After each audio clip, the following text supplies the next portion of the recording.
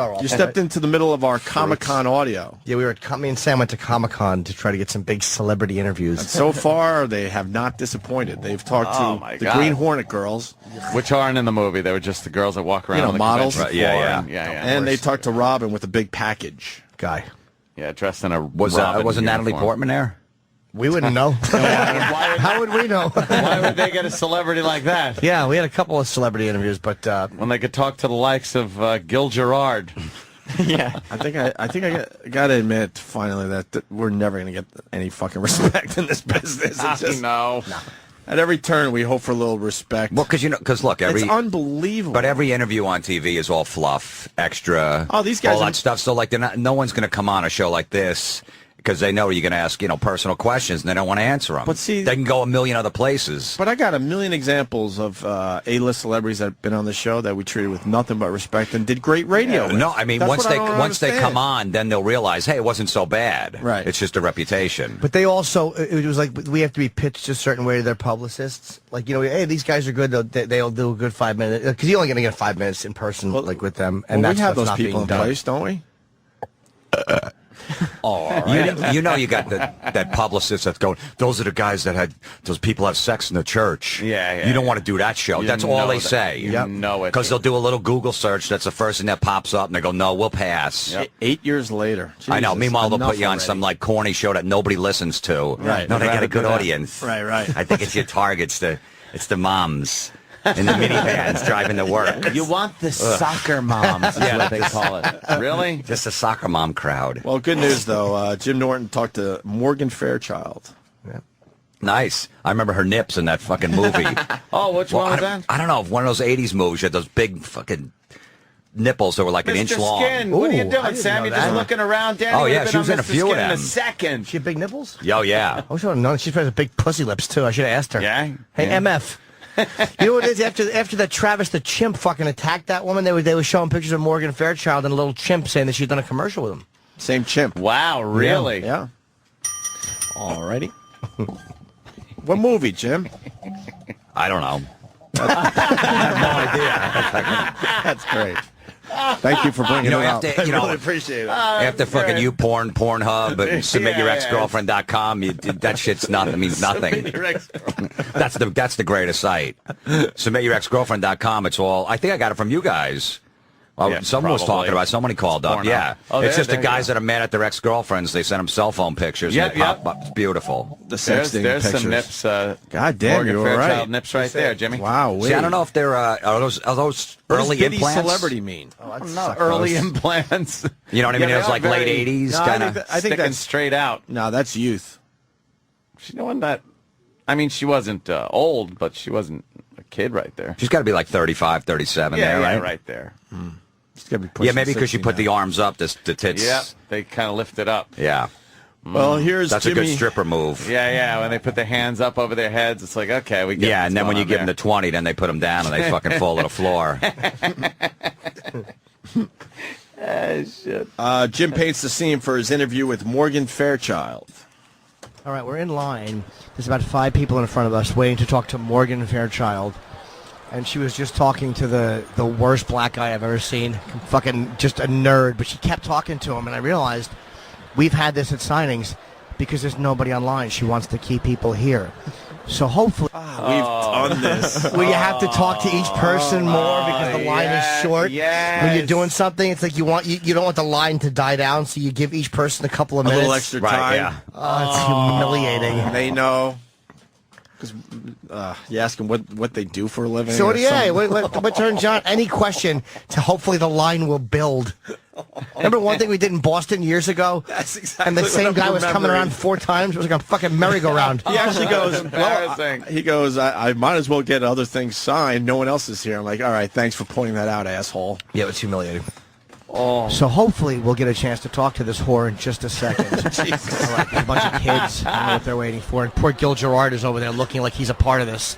No one is talking to Gil Gerard. Fucking E-Rock would have more people lined up to see him. Oh, look at him. He's looking around like he's not humiliated by this experience. She has nice feet. Jesus Christ. Oof. Excuse me, Morgan. What's it like to walk over hot embers? Oh, yeah, her toes are all red. Oh, God. Her toes are all red. and her heels were cracked. I don't know. Nothing worse than a cracked heel. No, it's horrendous. There's a man in front of us buying 4 autographed photos. He's a potential rapist. He has that fucking dry eczema face and a beard with dandruff in it. And all he's thinking about as he talks to her is how he used to watch Falcon Crest and fuel rape fantasies. She hates him and so do I. All right, let's see if we can get in there in a second. And there's a big fat pig of a woman here waving off people who are trying to take photos of Morgan from a distance. It's like, ma'am, do you understand? Nobody has wanted a photo of her for 30 years. Oh, she's shielding her face so they have to pay for them. Oh, boy. She's a cunt. Are you seriously? That's what was going on? Yeah, she's signing. The whole thing at these Comic-Cons, these celebrities, quote celebrities, make a lot of money by having their picture taken, right, with fans. So if you take a picture from afar, then you don't have to pay for it. Yeah. Right. But it's like you taking a picture then of they're them. hiding their faces? So you have to pay for Wow. them. Yeah. How much they charge for a picture? I don't know. Some of them are 10. I did 20 for her. I didn't mind. I paid it just to get a... Wow. And the whole time Norton's doing this, though, he's like 15 feet away from her, whispering into a microphone. So I was just... It amazes me that you could blow like through $100 and for 5 pictures of Joe Girard, Morgan Fairchild. You could buy one and take the picture for nothing. You could buy an autograph photo and take one for nothing. But I didn't mind. I'm like, most of these guys pay for it. They're not working at all, so I don't mind. It's like, they make As comics, we feel like we'll be there one day. So so it'd be nice to we definitely right, Jim's right. There, but for the grace of God go I. Yeah. We're like 16. We're signing pictures. I remember you. I saw you back in. I saw you at the Stress Factory and like. Yeah, didn't that burn down? Don't go anywhere. Don't go anywhere. Let me tell you a story about the Stress Factory. There's one person behind him. Oh, that's horrible. Yeah. Well, Jimmy, here's the big interview with Morgan Fairchild. It's a dud. We're taking a picture together now. Morgan Fairchild and myself. I'm squishing him. She's squishing me in a lovely fashion. Now I'm going to photograph young, we're not sure what race he is, Sam. There we go. Now, can we interview you for a second? Now, Morgan, we noticed... oh, my God, is she a vain fucking cunt? What happened? I don't know. She walked away? No, because her poster, one of the corners of the big Morgan Fairchild picture had come down, and so she completely ignored Jim's interview request to retape the poster up. Oh, I forgot about that. Oh, these people suck. Can we interview you for a second? Now, Morgan, we noticed... oh, my God, is she a vain fucking cunt? How does Jim Norton not get his own talk show from this? Come on. A late night talk show? The celebrity looks away, you fucking vain cunt. You know what I mean? Tell it like it is. You though. put this on FX after Louis' show, it'll fucking be genius. Fuck it. Tell it like it is, Jimmy. If they're walking out, who cares? I don't want to fucking... Ugh. The way they're looking at feet. I would love that. Goals. Now, Morgan, we noticed... oh, my God, is she a vain fucking cunt? She's looking at her own pictures and fixing them. What is she doing? Well, once they get the money, they won't really ignore you here. All right. We wanted to... Do you have a website we'll plug? We have a very, very large audience. Sure, morganfairchild.com, really easy. Okay, now we noticed that you were putting your hands up while people were taking photos. Is there some kind of a threat against you? No, Jesus. Some kind of a You're killing her. You're killing her. Just worst laugh ever, though, she has. She's like Uncle Paul laughing. And we noticed that you were putting your hands up while people were taking photos. Is there some kind of a threat against you? no, it's just that people come by and take, just do grab shots, and you never know where they're going to turn up these days, and it's... That's not... What? Yeah, it's not like she's changing. Really? Yeah. Yeah, exactly. She acts like she's So fucking... a picture of her from 50 feet away, where would that go? Nowhere. Right, but if you That pay would $20, matter. you can get a picture with her. You could put that anywhere. Yeah. That's okay. Exactly. And you never know where they're going to turn up these days, and it's just a self-protective thing. Oh, okay. Now, obviously, the big story was when Travis the chimp, there was a photo of you with the chimp when it was very young, and you worked together. Different chimp. Oh, it wasn't the same one? My chimp was named Kirby. So why did they link you with the murderous one? I don't know, and I was not aware that it was a different one. And then the owner emailed to morganfairchild.com to let me know, oh no, that was Kirby that did that. And then I remembered, oh, you're right, that was the name of the chimp. Okay, were you relieved to find that out? Did you feel lucky that you hadn't worked with that murderous animal? What a question.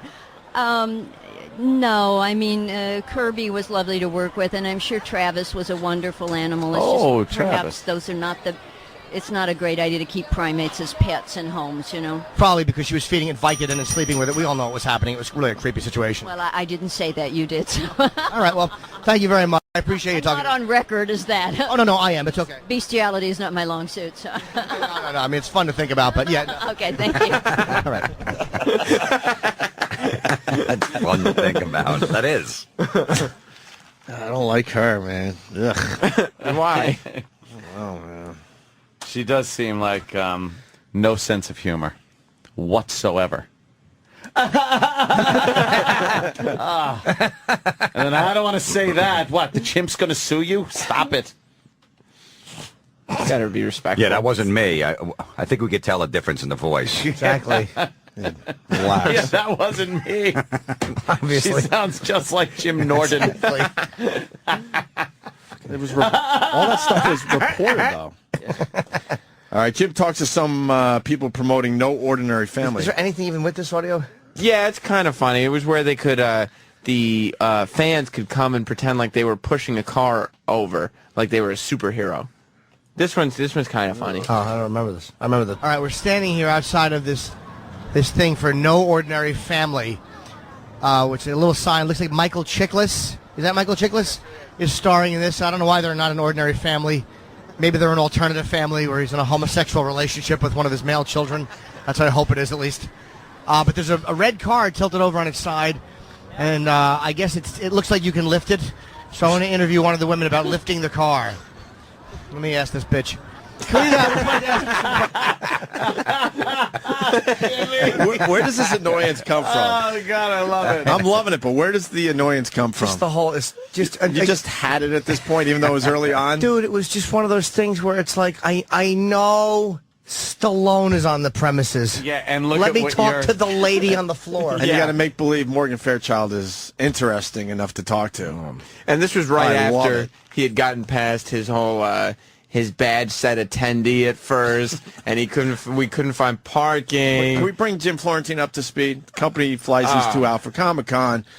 Jimmy This company did? Yeah, I know, Yeah. that alone is pretty surprising. Exactly. Jimmy has a room where there's no shades, so the sun's Yeah. just blaring in. We actually He's trying flew to sleep. we flew out on a fucking Canadian air show jet. Assholes. Have you seen that footage yet? That's They're fantastic. playing it all over CNN. Holy shit, the guy fucking, he jumped out right 2 before. seconds, not even 2 seconds. Last split second. Unbelievable. He was out of that thing. So, all right, So then they got that. Then they had to drive themselves to the venue with no parking available anywhere. Someone recognized Jimmy, and that's the only reason why we even have audio, because they would have been fucked. Yeah. And then they get there, and Sam is part of the press, and Jimmy was considered a attendee. We just got our bed just got messed. I was this close to just getting on a plane and going home. I'm like, fuck this. I've been with him when And he's then- at that rage. Oh, yeah, we It's all great. have. That's why I'm laughing, because I wasn't part of it. So aggravating. And then you just slowly egg it on, like, Right. it's not that bad. Right. it's still a 10. Congratulations to Sam. You've been through the war with Jim Norton, finally. Well, I mean, we had a lot of positivity too. You just heard the Morgan You know what? Fairchild. Yeah. Fuck having an interview with Sylvester Stallone. This stuff is way fucking better in the end. Yeah. in the end, yeah, but it was In the still end, nice it's to way get him on the better. show a little bit for a minute. All right, so we're talking about No Ordinary Family. Car. Let me ask this bitch. Can we just wanted to ask you some questions, you bitch whore? All right.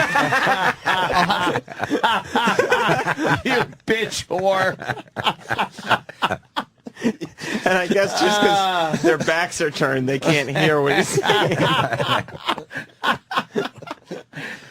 But the beauty of that, there's always the risk that they have heard you. Oh, yeah. That's what I Yes. love about this type of stuff. Well, Jim's been doing that for a long time. Like, we'd be at the comic strip in New York, and some comedian would come in. He'd be like, "Yeah, I just got on MTV's new half-hour comedy show," and the guy's telling me and Jimmy under his breath, "Who cares? Nobody gives a shit. You stink. Just so I can hear it, but the other guy can, and I'm just laughing. The guy's like, why are you laughing? I'm like, no, I'm just happy for you. And he's like, ugh, your act is horrible. The whole time. I very rarely get caught. Very rarely, yeah. My Always. girlfriend can't whisper for shit. She has a loud dyke voice. She's the fucking worst. We're driving like where I live, and there's like fucking 10 black people. Miss Lecter. Dude, there's like 10 black people like 4 blocks from my apartment. And there's a black cabbie. But there's a black cabbie, and what you're supposed to do is just kind of like elbow the person you're with. But fucking dyke voice goes, oh, you see how they come around at night? And I'm like, shut the fuck up. The cabbie's a yum.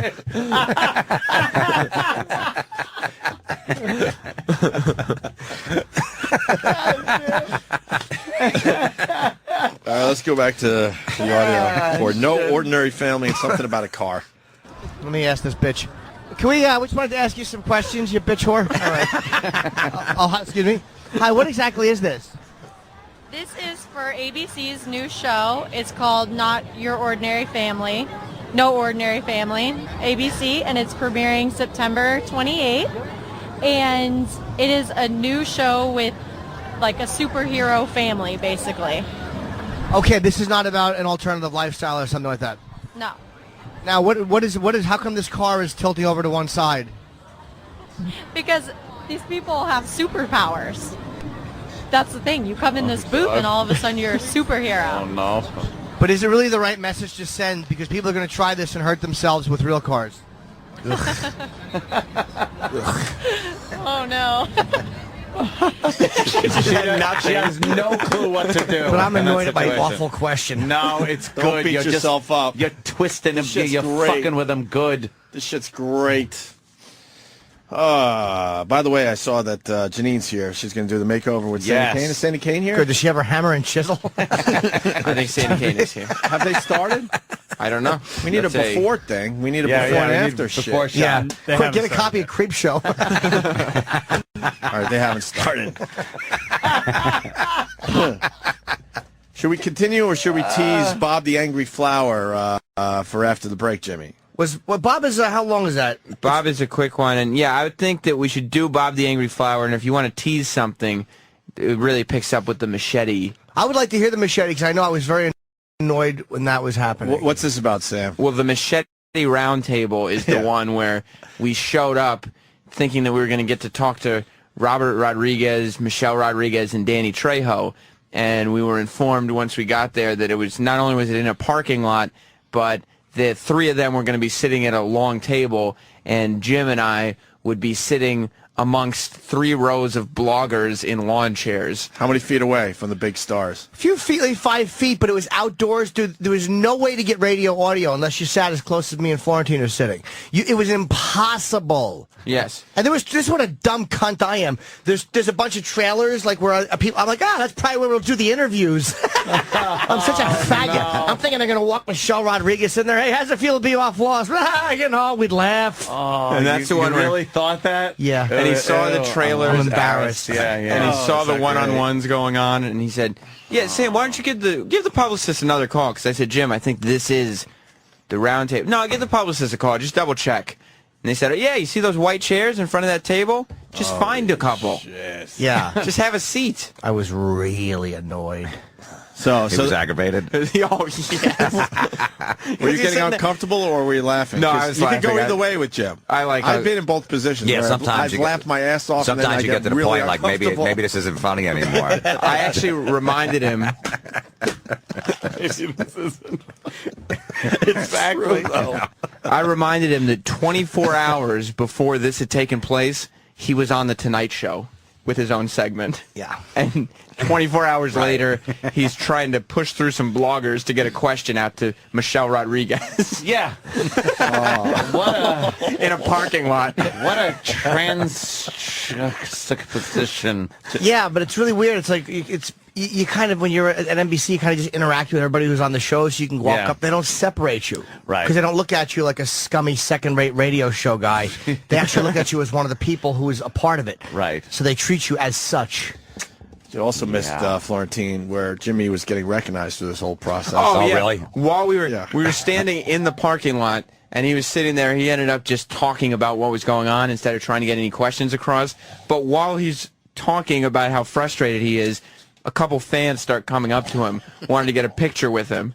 And the best was somebody who was sitting there setting up the thing recognized him and said, "Oh, cool. Are you in the movie?" And Jim had to say, no, I'm here with the bloggers. I'm just a blogger / radio person. I'm here trying to get a sound bite. Yeah, I'm here thinking I'm doing an interview, but like a faggot, I forgot. But are you in the movie? No, I'm here just to be reminded of exactly who I really am. I'm here as radio scum.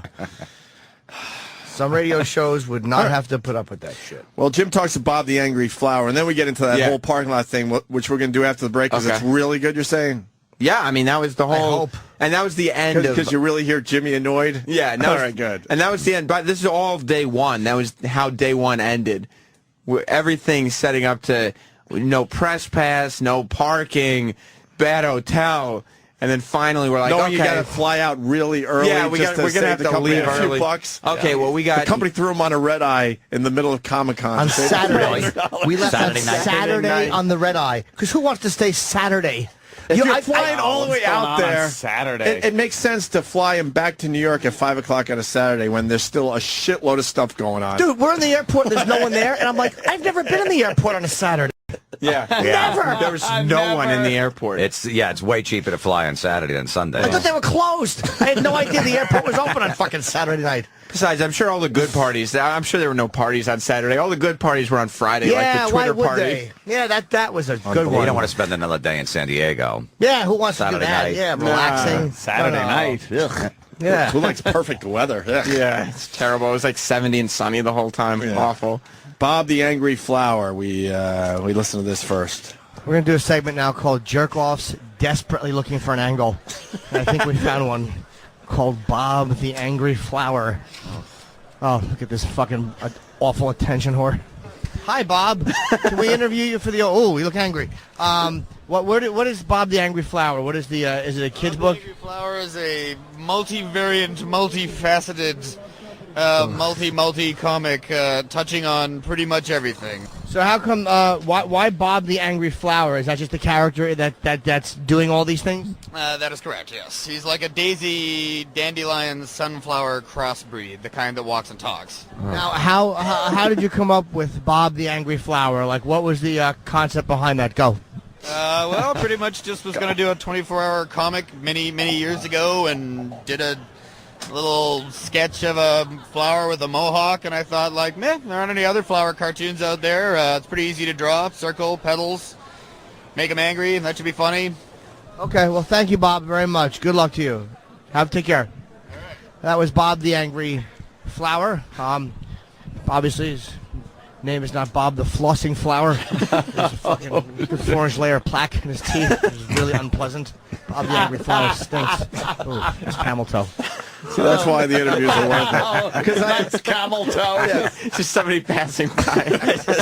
That's why these interviews are worth it. Just waiting for the 10 seconds after the guy leaves. Yeah, exactly. I forgot about Bob's teeth. Oh, they were awful. They weren't good. Remember the girl with the flu breath who was in front of one of them? Wow! When we went to interview Penn, by the way, was fucking great. Penn rules. Like, as far as recognizing the show and going, Fucking rules. giving us complete, like, oh yeah, let's sit out.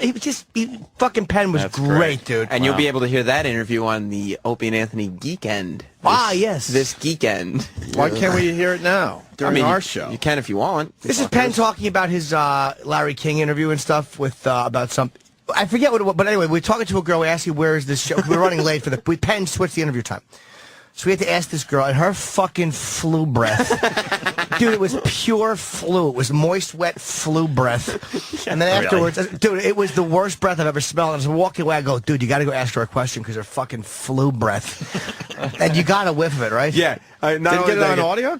No. No. We didn't think to do the audio. We were just literally walking away, and he got her flu breath in his face. But like we had to ask her like 4 questions because the other lady started answering her questions for her.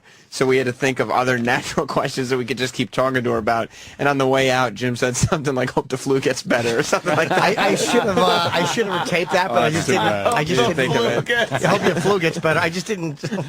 All right, so tape that. right after the break, the machete thing, The round table. where Jimmy finally had it. The big round table got great audio from the celebs. Oh, and Jim was hungry too. He didn't even want. It was because it was late, and Jim wanted to get dinner, so he was hungry, and all this stuff had gone wrong. Dude, I was going to leave. Can't wait. Sam, here's why we have this audio. Because Sam goes, you know what, maybe we should stay. Because I would have been, as they say, out of there. Oh yeah, he was done. I was done. The next 3 clips after the break, Jim sets the scene for the machete round table. Jim dictates what's happening at the machete round table. Jim's machete rant continues. And that's cut up. There's about 12 minutes of audio from the Machete Roundtable. All right, listen, Florentine's in studio playing comics this weekend, Friday and Saturday. Great comedy club here in New York City, love that downtown. club, yeah. It's comics with an X, ny.com.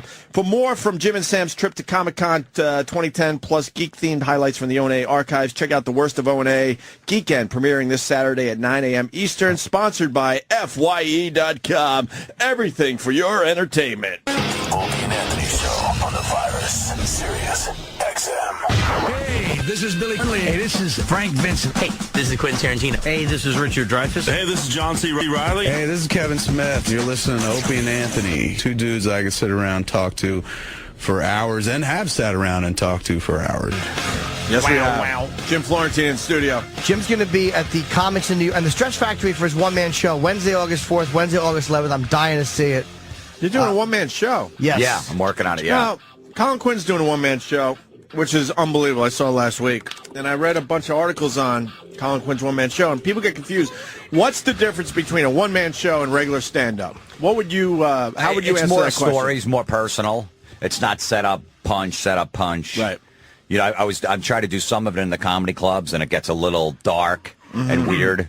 When you do it, when you're telling stories where you're almost molested and this and that, and I'm like, whoa, you know, because you just come out of doing other stuff. Right. So and it's a little more long form. Long form, personal, and, you know, peaks and valleys, a lot of emotions in it. I've seen Colin stand up, and now I've seen the one-man show, and I know it's different, but I can't explain what makes it One is a different. theme. Like from what I understand, Colin's show is, what's it called? 75, well, yeah, the history of the world in 75 minutes or something So like Colin, the whole thing will be about like a progression. Like I saw one he did, which was like the history of industry or something like that. I forget what. It was really good though, where he was going through how people were in the 1940s, 1950s, 1960s. So, you know, each one he was doing characters. It's more character driven. It's a theme. It's different than just an hour of like material. I think it's called A Long Story Short, actually. Yeah, it's called Long Story Short. Yeah, It's good. It's a great show. It really is. I highly recommend people go see it. It stops August 15th or something like that. Yeah, I want to go this week, actually, I think Wednesday. this thing could go bigger. I think that they're Is that what's working gonna on happen? bigger and better I think things. it's got fucking Jerry Seinfeld behind this. Well, I think they want to Producing move this it up thing. a little further uptown. Go uptown with it? That's what I'm saying. That's what I'm thinking. Just You give go it, in. give it the shakedown You here. would love and then, You would love it. Oh, yeah. I would love to see Talking it, about man. all the races and Oh. he gets some. He goes after Islam. He's not scared to go after where I Islam. live. Goes after the Catholics. When you watch it, like I watched it, I almost was depressed. I'm like, the guy's so fucking smart and funny. I know. And I could just think of any dick joke. It comes to me like that. Yeah, I know that. But to do that, I Put it would maybe together. do 2 minutes of that material in my act. The rest, I don't even know what. I'm like, that's so fucking smart. And then feel that all guy good paid about attention yourself in school because you had 2 minutes in there. I know exactly. He knows history. It's He does. creepy. I don't like that he takes a sip of his tea in between fucking segments though. Little tea. Well, he's a little. Sipping a little tea. Gotta have tea. Keep the throat going, lubricated. I know the history of Black Sabbath. I could do a you go. one-man show on that. But who cares besides Sabbath fans? And Jim Norton would be in front Yeah, row. exactly. Yay! Jim Norton will produce it. Something else going on. Maybe E-Rock or somebody could run down the hall. Fucking Sandy Kane is in our office, and she's getting a makeover. We're trying to see how young we can make Sandy Kane. She is fucking miserable back there. Why we And yelling and Yeah, screaming more at so than any everybody. other I don't day. know why I have to do this. I brought my blue wig in. I just want you to play a few, songs from my new CD. I shouldn't have to do this to come on the show. I'm like, we're trying to make it fucking fun. Why don't you relax and do something a little different with you? I was in there with her when she came in, and she was bragging about her outfit. She was telling Janine, who's doing the makeover, how expensive like her outfit is, because she's complaining that a naked cowboy, he just goes out there in underwear and a hat. She's like, oh, I got my pants from Hollywood Boulevard, my pasties from Hollywood Boulevard, and then probably about 45 seconds later, she starts a sentence with, so I'm at the dollar store the other day. But yeah, she's not happy at all. She didn't understand why you didn't want to talk to her first. She wanted to show you her blue hair and her new song. Talk to her or Florentine. We already know what she looks like. Yeah. How is she not still mad at you? She has a different color wig, Jim. Opie, how is she not still mad at you when you smashed a guitar that day? That was one of the funniest things I've ever seen. But I gave her money for a new guitar, and then she comes in here. I'm assuming we're going to see the new guitar. She's playing that same guitar with a big hole in it. And she took the money. She is? She took the money and flew to Nashville. Because you broke the neck on that and everything. Everything. Do you think fucked it up? Do you think the crackhead really buys food with the dollar you give him too?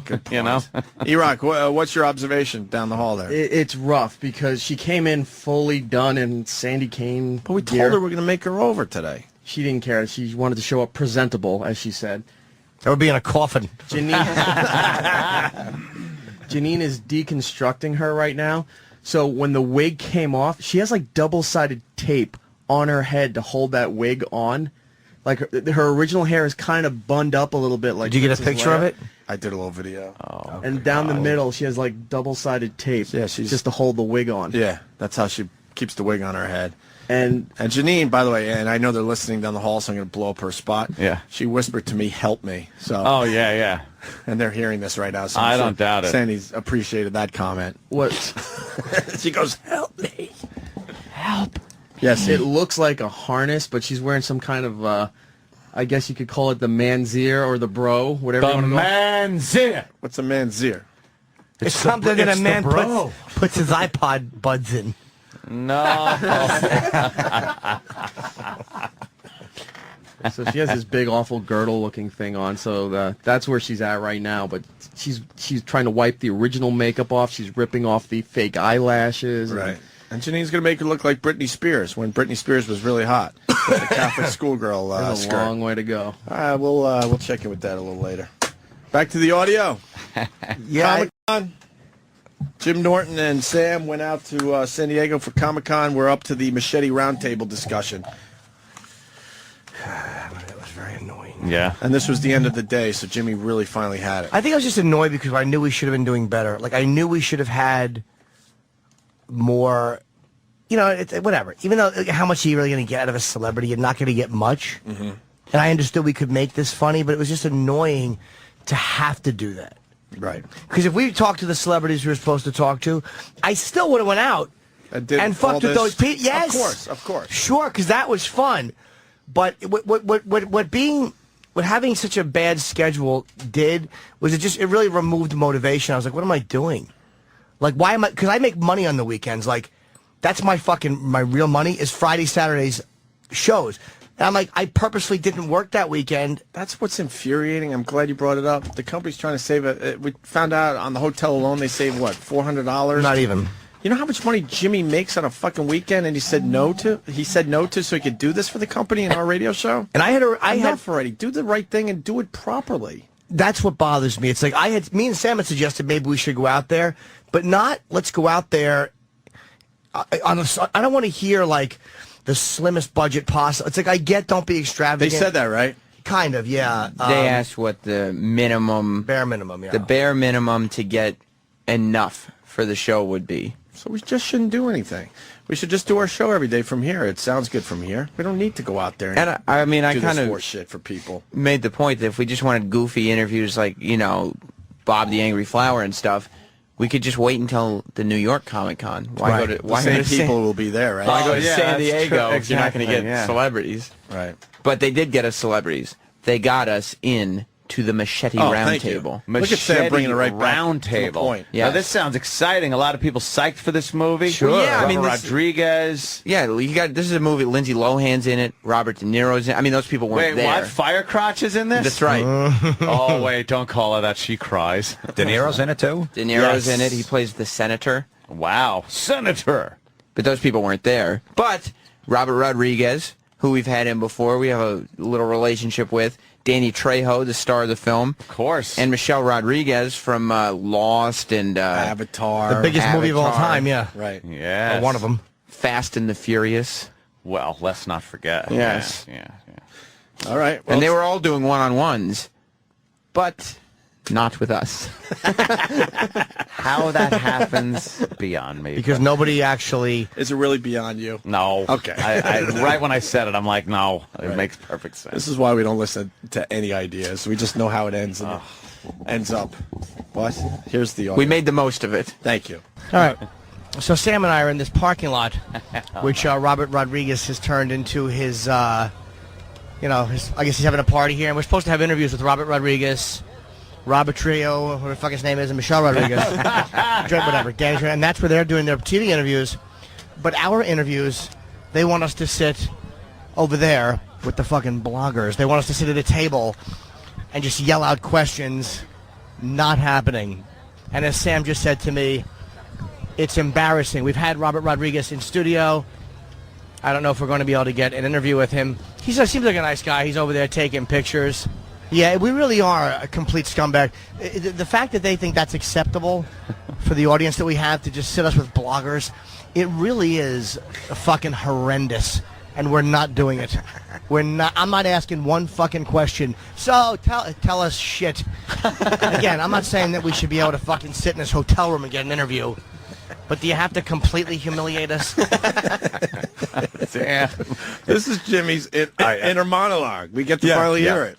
And this is going. No, you go ahead. You go. He was just he was doing this out loud, like in the middle of the parking lot. So any publicity person could have walked by and just heard the rantings of an angry so man. irritated. What a difference, though. Like the Tonight Show, if Jim does a bit, he'll do it 2 weeks before. They fly him out the night before to make sure he's in town, puts him up at a beautiful hotel, and just has him walk out at the end, go, Jim, that was Jim Norton, give him a hand. Just fly all the way out there. He flies to L.A. Take just care of him. So he gets a pat on the back from Leno. That's Right. it. Because all the hard work was done already. Right. Which, by the way, was a great segment. Which Leno could just say that was Jim Norton or one of our correspondents. Right. Instead, they bring him out the night before, put him up, Florentine, and have even him walk better. out. He did the Leno thing 2 days before the parking lot shit you're hearing now. No. The night before. The night before. The night before. So a lot of these people, as they're getting ready for Comic-Con, probably saw Jim Norton on their TV in their hotel room. I drove He's stuck in a parking lot with the bloggers. Thinking he's probably doing another fucking Leno bit. Yeah, except there's no cameras, and I'm standing behind lawn chairs like a cunt. There's nothing better than You live with yourself. the guy who said he took a picture with Jim and then excitedly said, "Are you in this?" As in, are you in the movie? Are you in the movie? Right. No. See, when people think you're in the movie, you can't then just turn around and go, "No, I'm with the bloggers here, and I'm doing not even an interview.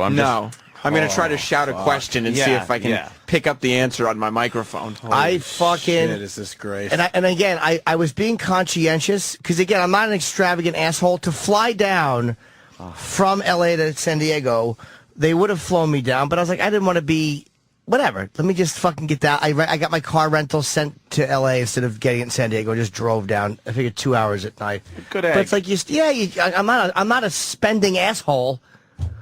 But it's like, fuck, man.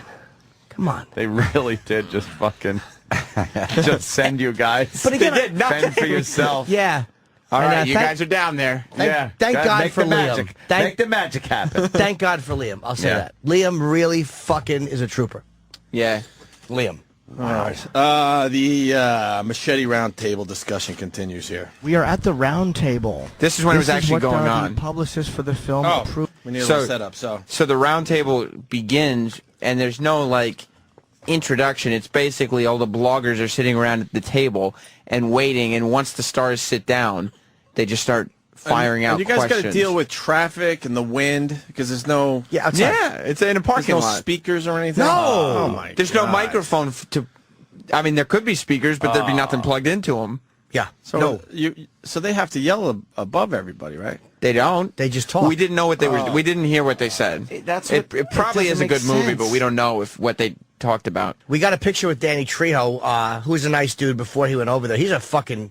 He looks like a convict. He was like a problem. I know. He was an actual fucking prisoner. Yeah, he's a convict. rough dude, man. But he was very nice. Like people walking over, taking pictures. He just wanted to smoke a cigarette before he talked, and very cordial was guy. nice. Very nice to the fans. He wanted to smoke a cigarette? Yeah. Looks like he smokes. Oh, does he? Is that He that- fucking eats cigarettes. Wait, is that Indian-looking dude? Yeah. He's Oh, always he a was in bad Heat. guy. How great was he in Heat? Yeah. Was he in these? He's Oh, fucking, yeah.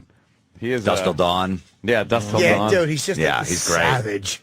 Really nice guy, though. All right, here we go. We are at the round table. This is what the publicist for the film approved us for. So here we are. This is really good. We're standing here with a bunch of fucking bloggers, basically. There's Michelle Rodriguez, and there's Danny Trejo, who's you can kind of see them over there, and you can't hear a word they're saying because there's no microphones hooked up. So I don't know how we're actually going to get fucking audio. And Michelle and Danny are kind of just laughing and talking to each other, probably saying, look at these nerdy fucks who don't realize we don't have microphones. So basically, this has been just one long exercise in humiliation. Here's Robert Rodriguez. Cool. Remember we had him in studio? Yeah. That was fun. Oh, they're actually talking. I didn't know they were talking because we're not actually sitting on the fucking tables. And since there's no microphones and no speakers, we can just kind of lip readers. This is great for radio. We have no audio at the round. Michelle Rodriguez is laughing. Danny is smiling, and Robert Rodriguez has on a hat. Okay, so far. Dan, let me get over here. The big exclusive interviews. Okay, right now, Robert Rodriguez is talking to somebody who's within earshot. Now he's looking at Danny. Now he's looking back at the crowd. Now Danny is leaning back, smiling happily. Michelle is smiling happily, laughing loudly. Maybe I heard her. And Michelle is leaning in. There's a fat man asking a question. I don't know what he's saying. He's probably saying, if I dropped 400 pounds, would you consider fucking me if you weren't a lesbian? Not that I know if she is or not, of course. I'm just making a little joke.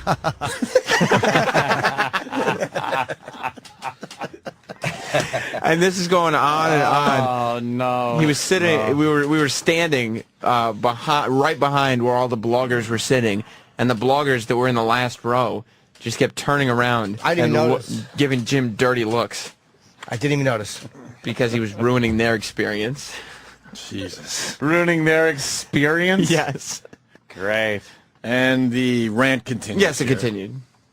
There we go. I guess the best way to do this is to get here at 3 o'clock and bring your own fucking microphone and PA system.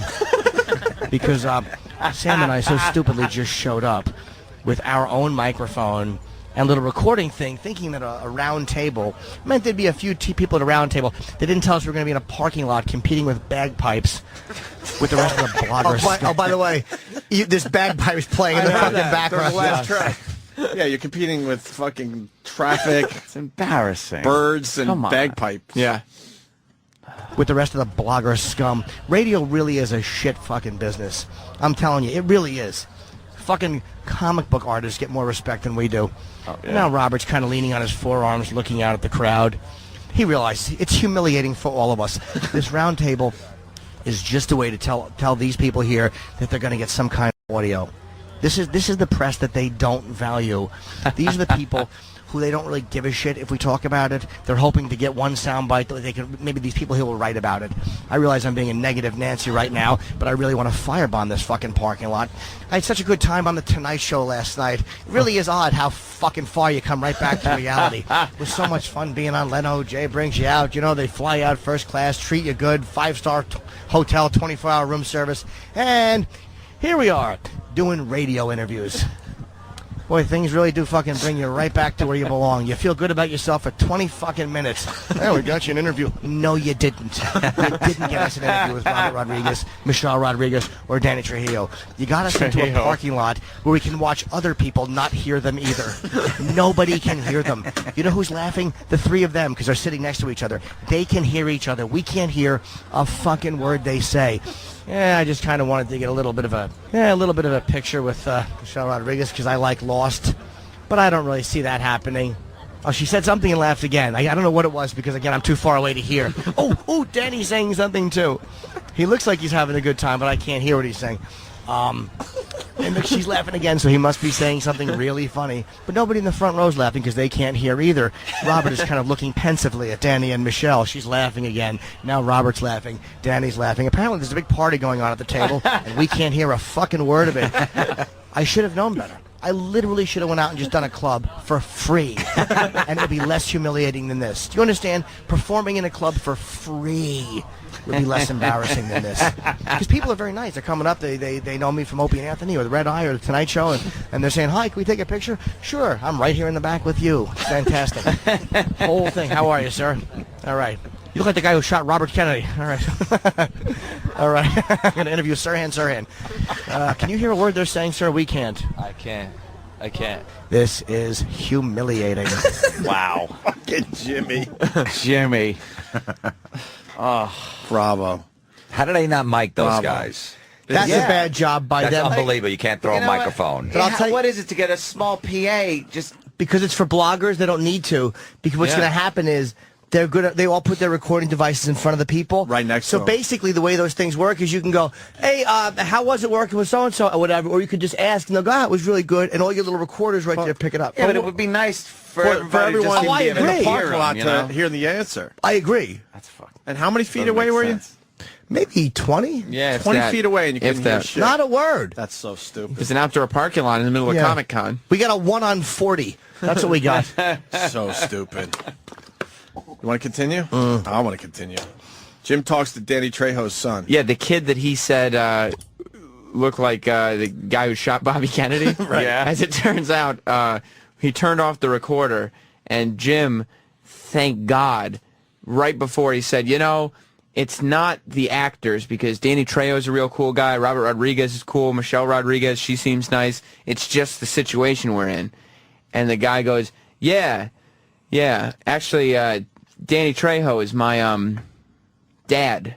Oh. But no, I hadn't said anything bad. good thing, I but- actually said I just met him, and he seems like a really cool guy. And then he goes, yeah, Danny's my dad. Right. And then we realized, there were some, Mexican guys with big, thick mustaches, and I noticed they were kind of looking at Jim and listening to what he was saying.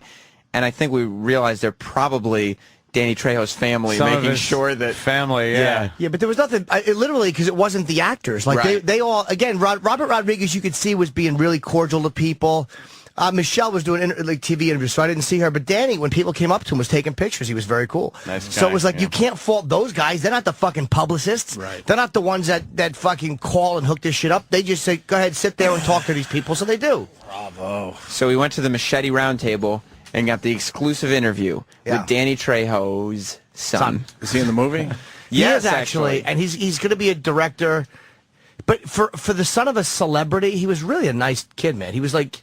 there was nothing shitty or spoiled about him. He really was a He's nice very dude. humble and seemed excited to Got a big get interviewed. tattoo on his chest, like his dad. No, he's like a young dad. gentleman. Yeah. He's like he looks like a young, 1920s actor. He looks like a young gentleman. Yeah. Gilbert. Gilbert, yes. The guy we were actually talking to a minute ago was Danny's son, who turns out to be a very nice fella. So we'll ask you, what is the film about?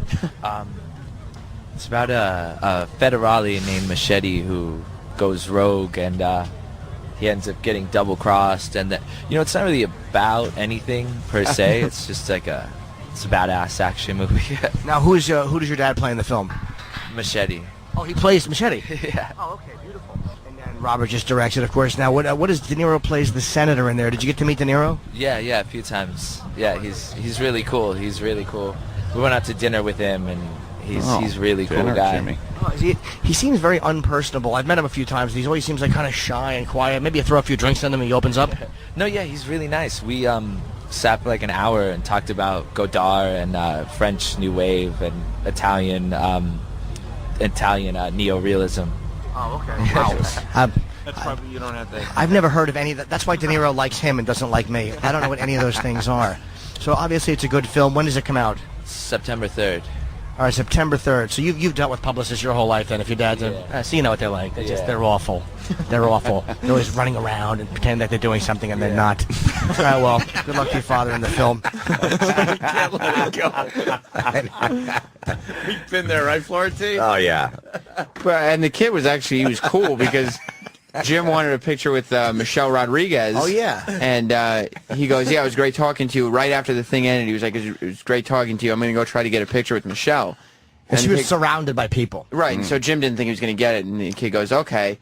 And then the next thing we know, the kid goes behind the round table and grabs Michelle Rodriguez and says, hey, this guy, he's a comedian. He wants to take a picture. Oh, wow. And Yeah, ushered him he knew right my through. stuff, which helped. Gilbert kind of was familiar with my stuff, so that kind of helped. And she was very pleasant, and they were all nice. Sam, you get to talking to?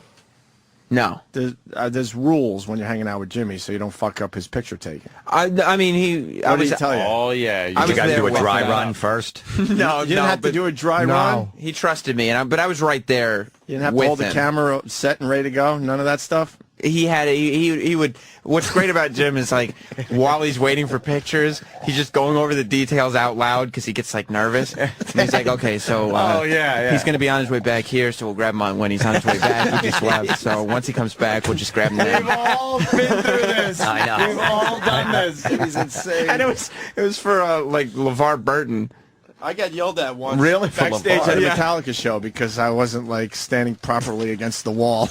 Silly. Yeah, me and Jim saw Metallica last time. We did a dry run. We were waiting for him to come out of the dressing room. We're taking pictures. Jim's like, "No, I don't like this light." I go, "Let's see if we can get it over here." But we took like 8 before they came out, and they came out great.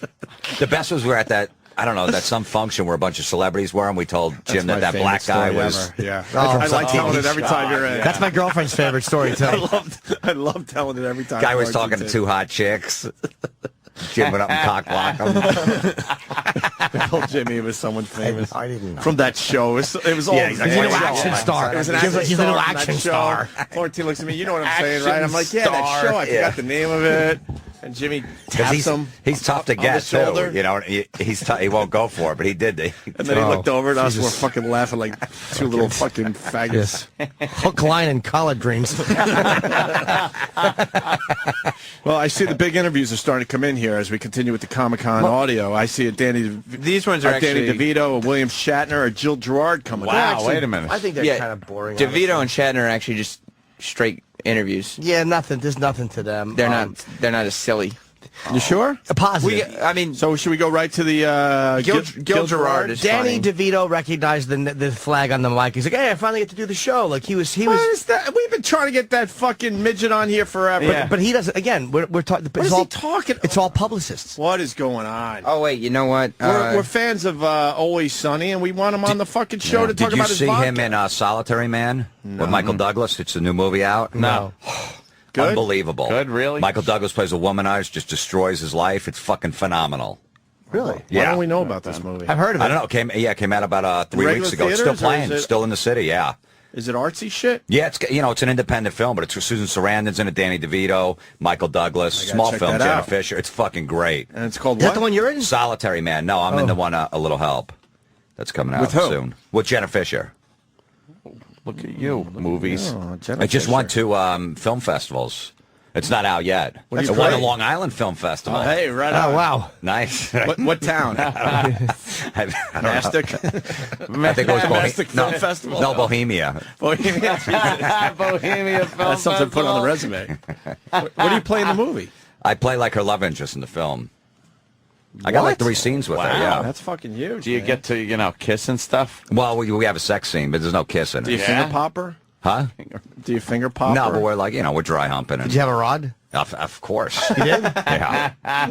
Really? Yeah, I mean, I'm on top of her for like an hour. We're just going over and over to getting different cuts. They just have me like a little bikini. Did everyone like else a little know you had pouch a in the fucking front. hard on? Well, yeah, when you get up, you do, because then they go cut, and then you stand there, and there's like 17 people around, and I got to get up. I'm just like, I'm sorry. I had to tell her, I go, I'm sorry. She goes, look, don't worry about it. Yeah. Did you make cumsies? No. Not even clear stuff. Nothing, huh? No, but when you first walk out there, I'm packing maybe 1/4 inch in a little pouch in a G-string, so they know I got nothing. And then when you get up after a half hour, and you got a rod, you got a soggy 6. Did you finish yourself off in the bathroom, knowing that you got hard because of her and the scene? Later that night, I did. Nice. You had to. Come on. That's what I'm saying. Nice. Of course you got to. Don't skip straight to Gil Gerard. Why? Track 13. 13 before why? you get to 14. Because we went to this party where William Shatner was at, and it was just it was the night after, so this is the next night. This is how we spent our second night. But it wasn't really a night, because didn't you have to fly out? No, this is Friday night. This is Friday look at night. You guys getting to hang out Friday night. I'm big Friday night. I'm surprised they didn't put you on a train back to New York at this point. we were on a boat, like a carrier for this Twitter, the USS Midway, for a Tweet House party. Yes. That I guess is like, it's not really Twitter affiliated, but it's sort of. I don't know what the Twitter connection is, but that's where the William Shatner interview was. So we did that, and there was supposed to be like 2,000 people showing up at this party, and this whole long list of celebrities that were coming. So we figured we'd hang out, see what we could get, maybe get some interviews, get some pictures, whatever. Sure. And we realized, first of all, we got there about an hour early. And so we were like, oh, we're the guys who show up too early.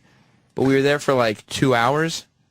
And by like 8 o'clock, there was still nobody there. It was maybe 300 people on 2 decks of a fucking destroyer.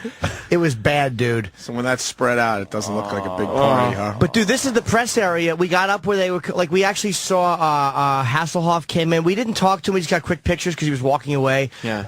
But that's where Shatner was doing his original TV interviews. And we knew we had him, so we didn't pursue him up on top of the ship.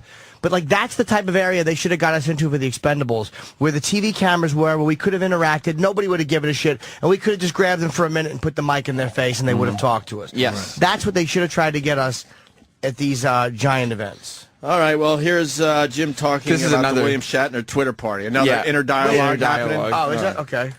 Jim Norton and Sam Roberts reporting here from the deck of the Midway, where we're attending the Tweet Party. You can really a jumping event.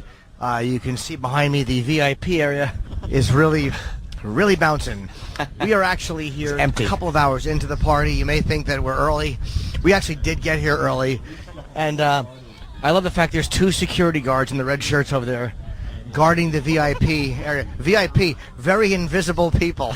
Now let's spin around here, and here's the rest of the party. They were expecting 2,000 people. They were sadly mistaken. I think that they probably marketed it wrong. They said, come to a party, have AIDS thrown on you. And this is the result. This party stinks. This is atrocious. I asked a very, very old Negro male about the double helicopter blades, and he had a hat on which indicates that he worked here. And he was like, oh, what's that thing they do? And he couldn't think of the word rotate. So I asked arguably the stupidest human ever for fucking aeronautics advice. Is that a word? I don't even know. There's a panel of, I think, comic book writers up there, and there's 30 interested nerds who just are really waiting for things to start.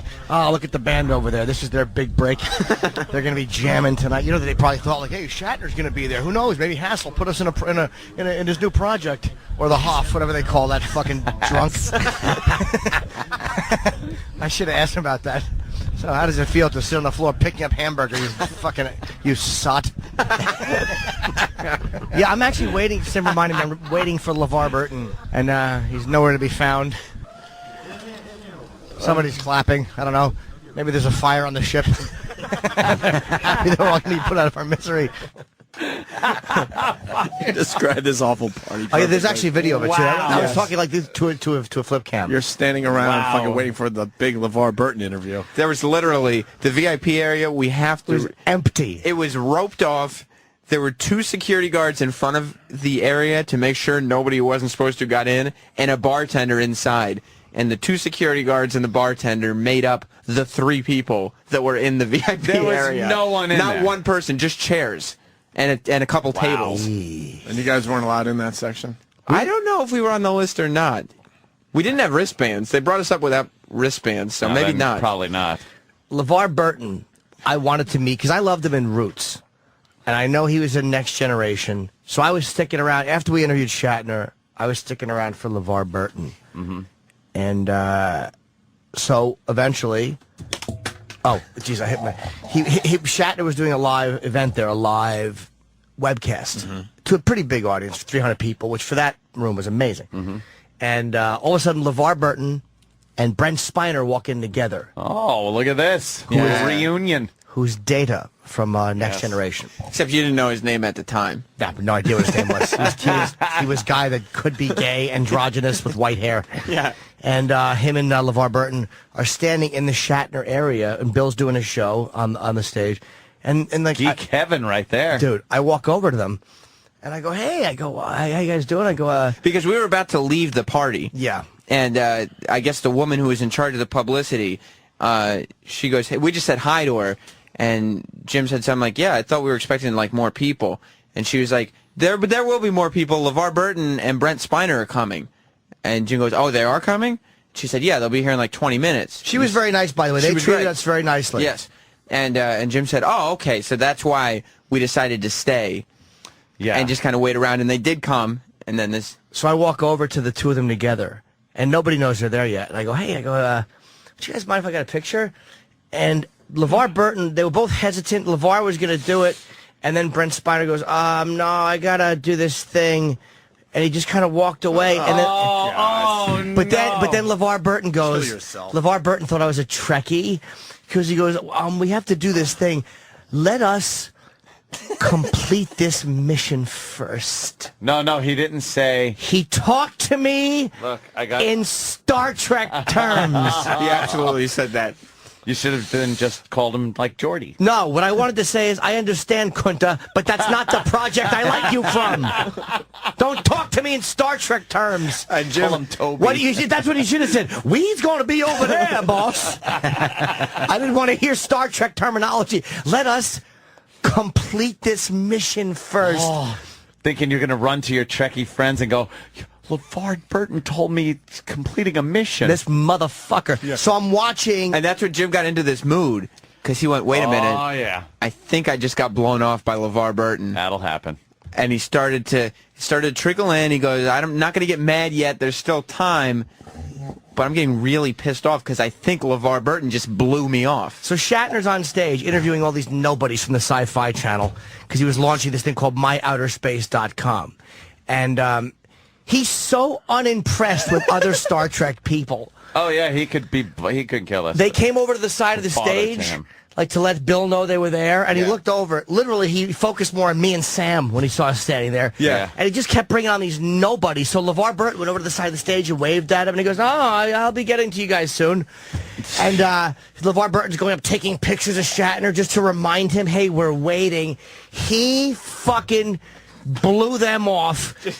Bump after bump. Another person you've never heard of from Sci-Fi. Yes, and here's somebody on Sci-Fi who once had a walk-on Benson in 1980. He couldn't have brought on bigger fuck. I was so happy to see that motherfucker getting blown off. Wow, good for you. Look at you. You got to see a little fucking payback. So on the other side of the room, LeVar Burton's waiting for his mission to be completed, and a bunch of people were walking up taking pictures with him.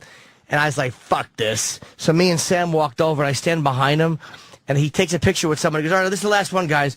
And then I just put my hand on his back, and I go, can I get you now? Because we're going to go. And he looks, and he realizes it's me. Oh, no. And he goes, where's your camera? He was so... He really was.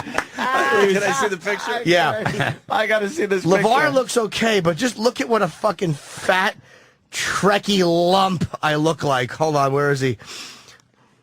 Get the camera.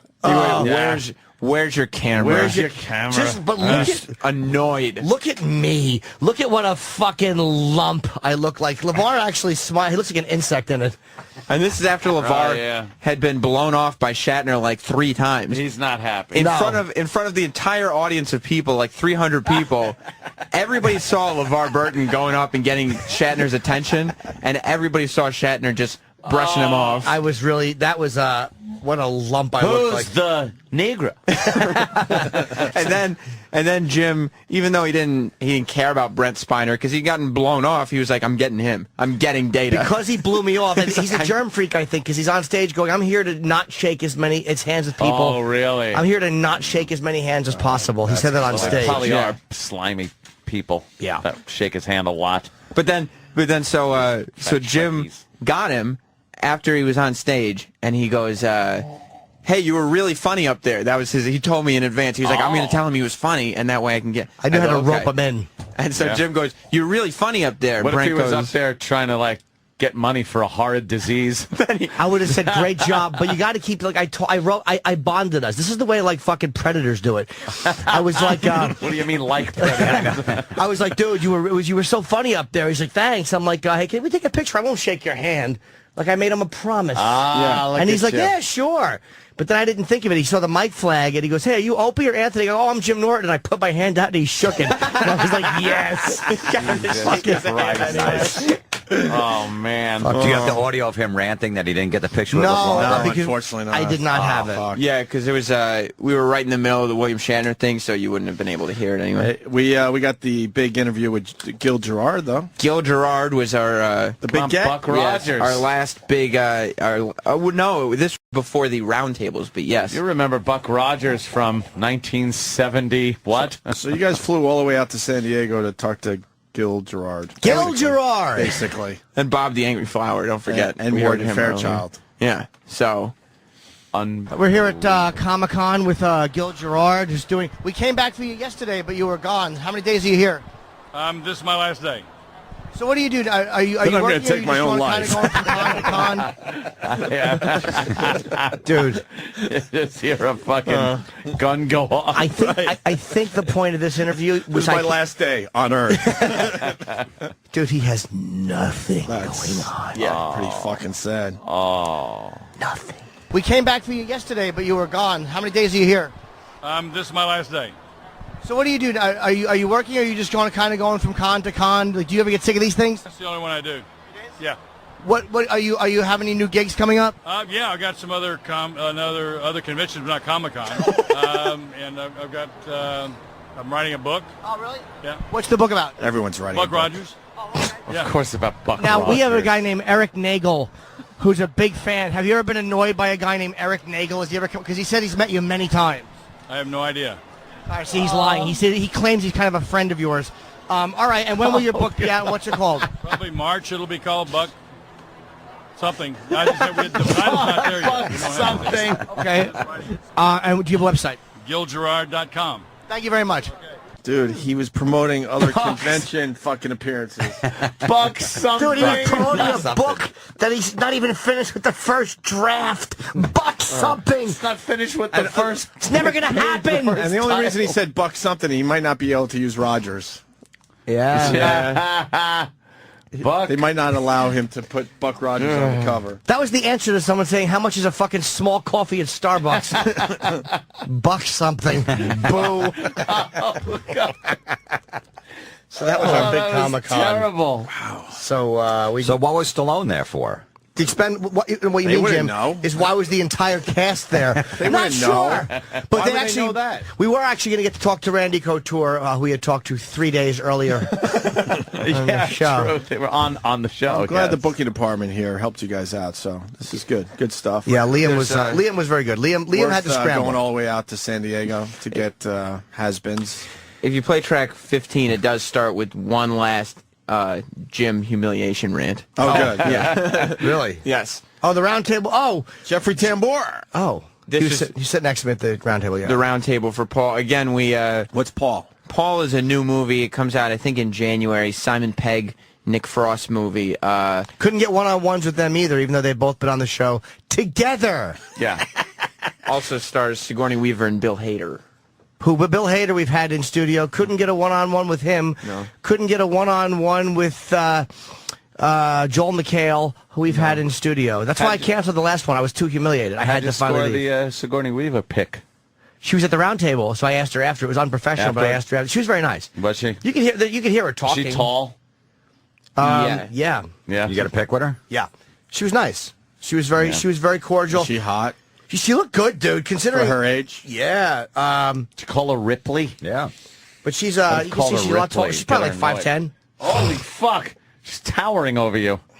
She was as she was walking out, I just thanked her for talking to us, and she was like very fine with it. The roundtables, I actually would do them again for casts because it's cool if you want to meet the celebrity and get a picture, but you should have a one-on-one afterwards. There's no reason audio-wise to do that. Yeah. All right, we're here at a round table waiting for some people from a movie with a bunch of print journalists, which is why everyone just kind of has their recorders thrown on the table. So, round 3 of Humiliation at Comic-Con. This is Jim was so upset after this round table. He wanted to go home. He was I'm ready to go home. This is just it didn't get any better as time went on. I told you guys you're all set for Comic-Con. Satan. Yeah. Who would throw you out there and say you're all set? They got us the plane tickets. They got us admission. They got us a hotel. They said, knock yourselves out. Yeah, it begins today. It's just astounding. Nobody else has a handheld mic but me. I'm sitting next to a woman and she goes, who do you write for? They're assuming I'm writing because, or blogging, because I'm at a place where people who get audio don't come. I'm at a place where people who write come. Hi. I don't know who this is. How are you, man? See ya. Hi, Jeffrey. Jim, how you doing? Did you say your name was Jim? I am, yeah. I thought you thought my name was Jim. Oh, no, I know you are. I've loved you since the Ropers. Oh, God damn. Really? Oh, of course. And Justice for All, one of my favorites. Tremendous. Name them all. Go. Oh, God. I saw you in Glengarry Glen Ross, too. There you go. Look at The Jim. play, by the way. Yes, of course. And that's it. Do you see how the audio... That's how bad the audio changed? is. Like, I had to sit there because I was listening with headphones the whole time and bring up the levels on the mic so he could... And that's Bring Jeffrey... up the hiss. We need more hiss, please. Jeffrey Tambor was right next to him. Left. He was as close as Jim and I, and Sigourney Weaver was two people over. Jesus. It's just... I think that's the end of it. Why? Why'd you go?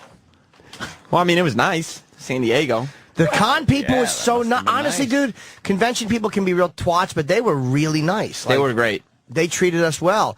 They fixed problems that needed to be fixed. The hotel people were nice. Fucking San Diego has nice people. Well, we need that cunt lip popping out was nice. Nice parking lot attendants.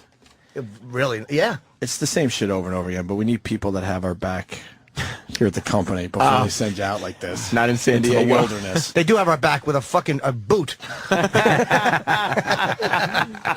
Here you go. Take this in the spine, mediocre.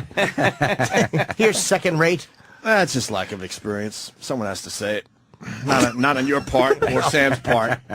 There's a lack of experience thing that is happening. Hey, we had a good time. Well, I have an example of Jim attempting to participate in the roundtable. Is this good?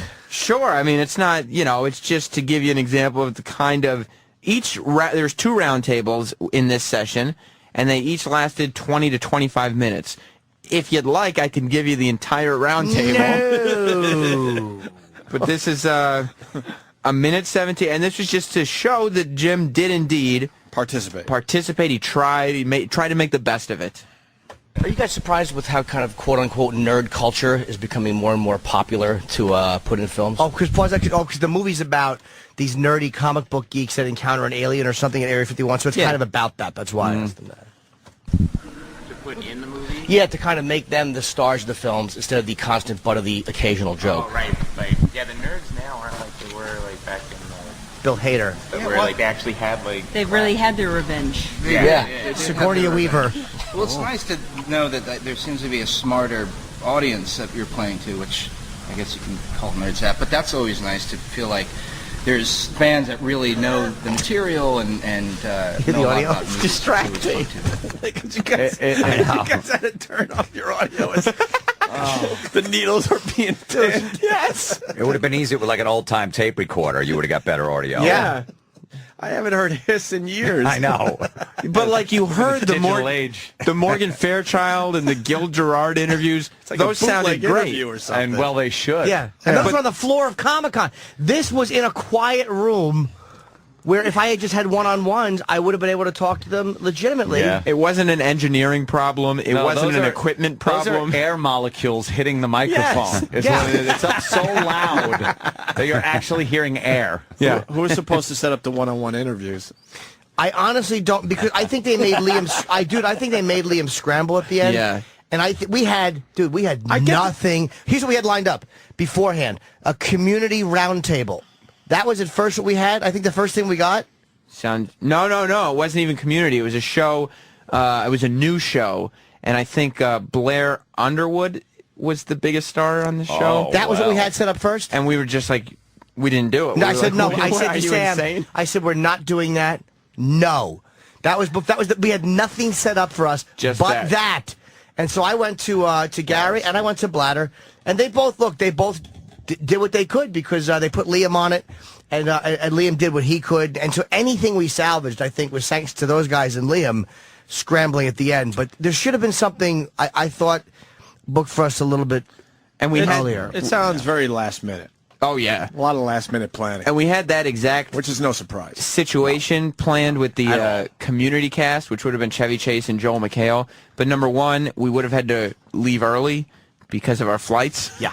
And number two... So we couldn't have talked to Chevy Chase anyway. Right. If he was running more than 8 seconds late, we were going to miss our planes back across the country. Why do they think this is acceptable? And number two... For a top-rated show for the platform. That's the audio you would have gotten back. To fucking save a few $100 on a red eye. How about a one-on-one with Chevy Chase?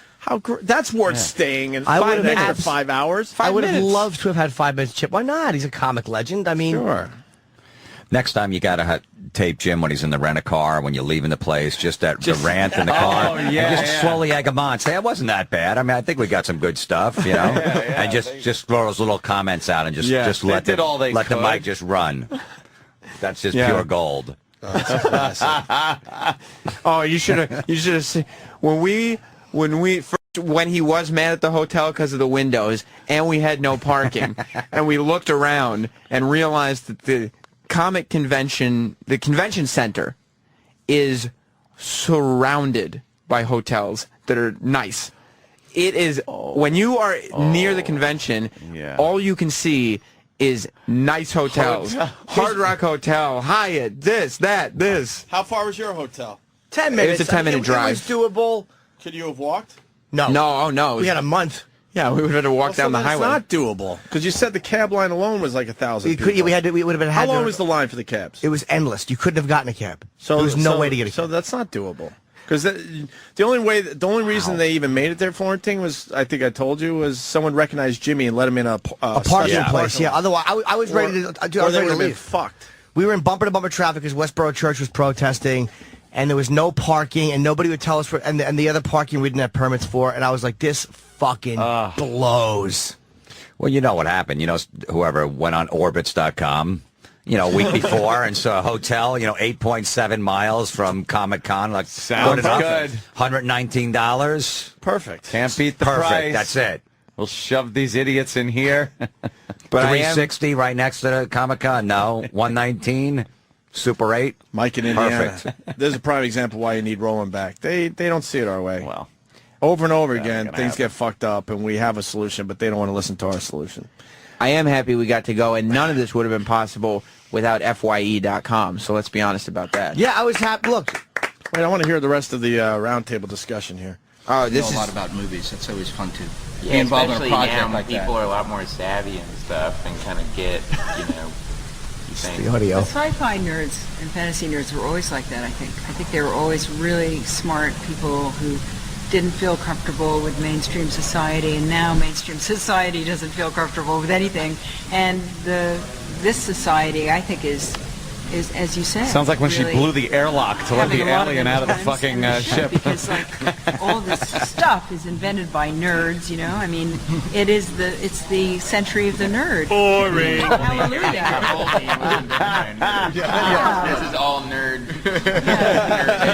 Laugh to make it more interesting. It really was very dull. Like that audio would be fine to listen to and write down a quote. Yeah. But it's a bit far from broadcast quality. Exactly. Yeah, that's just, you should have a tape recorder up there, you listen back, you're in front of your computer.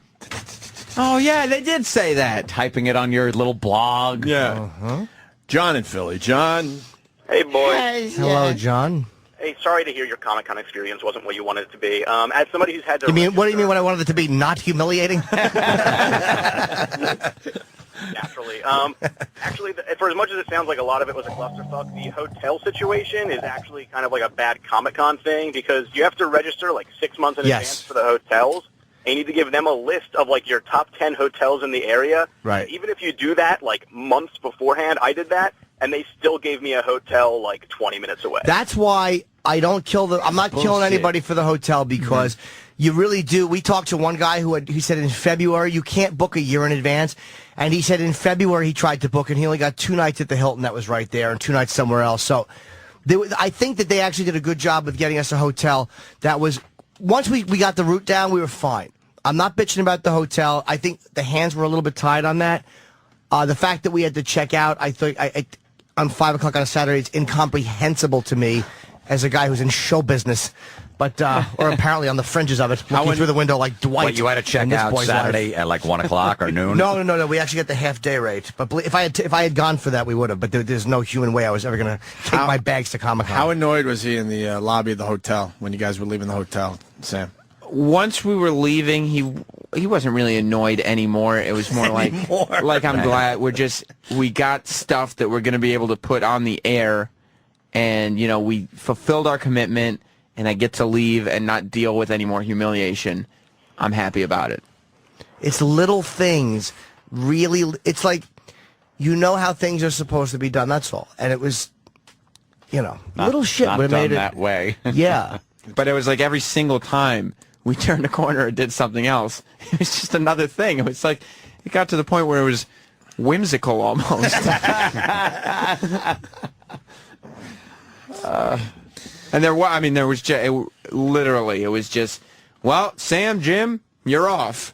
And just us in the wild. You know who was nice? We talked to Shatner for a few minutes sitting down. He was very nice, and his people were very nice. His assistant was a nice guy, and exactly as the way it was supposed to go off, it went off. Maybe 5 minutes late, Bill came over, sat down. Me and him, he was going to stand. I'm like, do you want to sit? He goes, yeah. We just sat on 2 chairs, talked for a few minutes. Got to 10 minutes, yeah. We got William Shatner, which was cool. Danny DeVito, which was cool. Yeah, DeVito was, again, it was standing up. They might be able to cut something out of that for audio because he was just describing the project he's working on. We had very limited time, but he's a fucking A-list star, so we got anything with Danny DeVito was cool. And we'll play it on the Geekend coming up. Oh, when's that, Sam? That's this Geekend, Saturday and Sunday. I actually say I love geek shit like that. I love these conventions. The fun part for me is celebrities are great. But I actually love seeing the fucking, the lower level, Janet from Three's Company. People I love that. Freak shows. Yeah. It's like a freak show.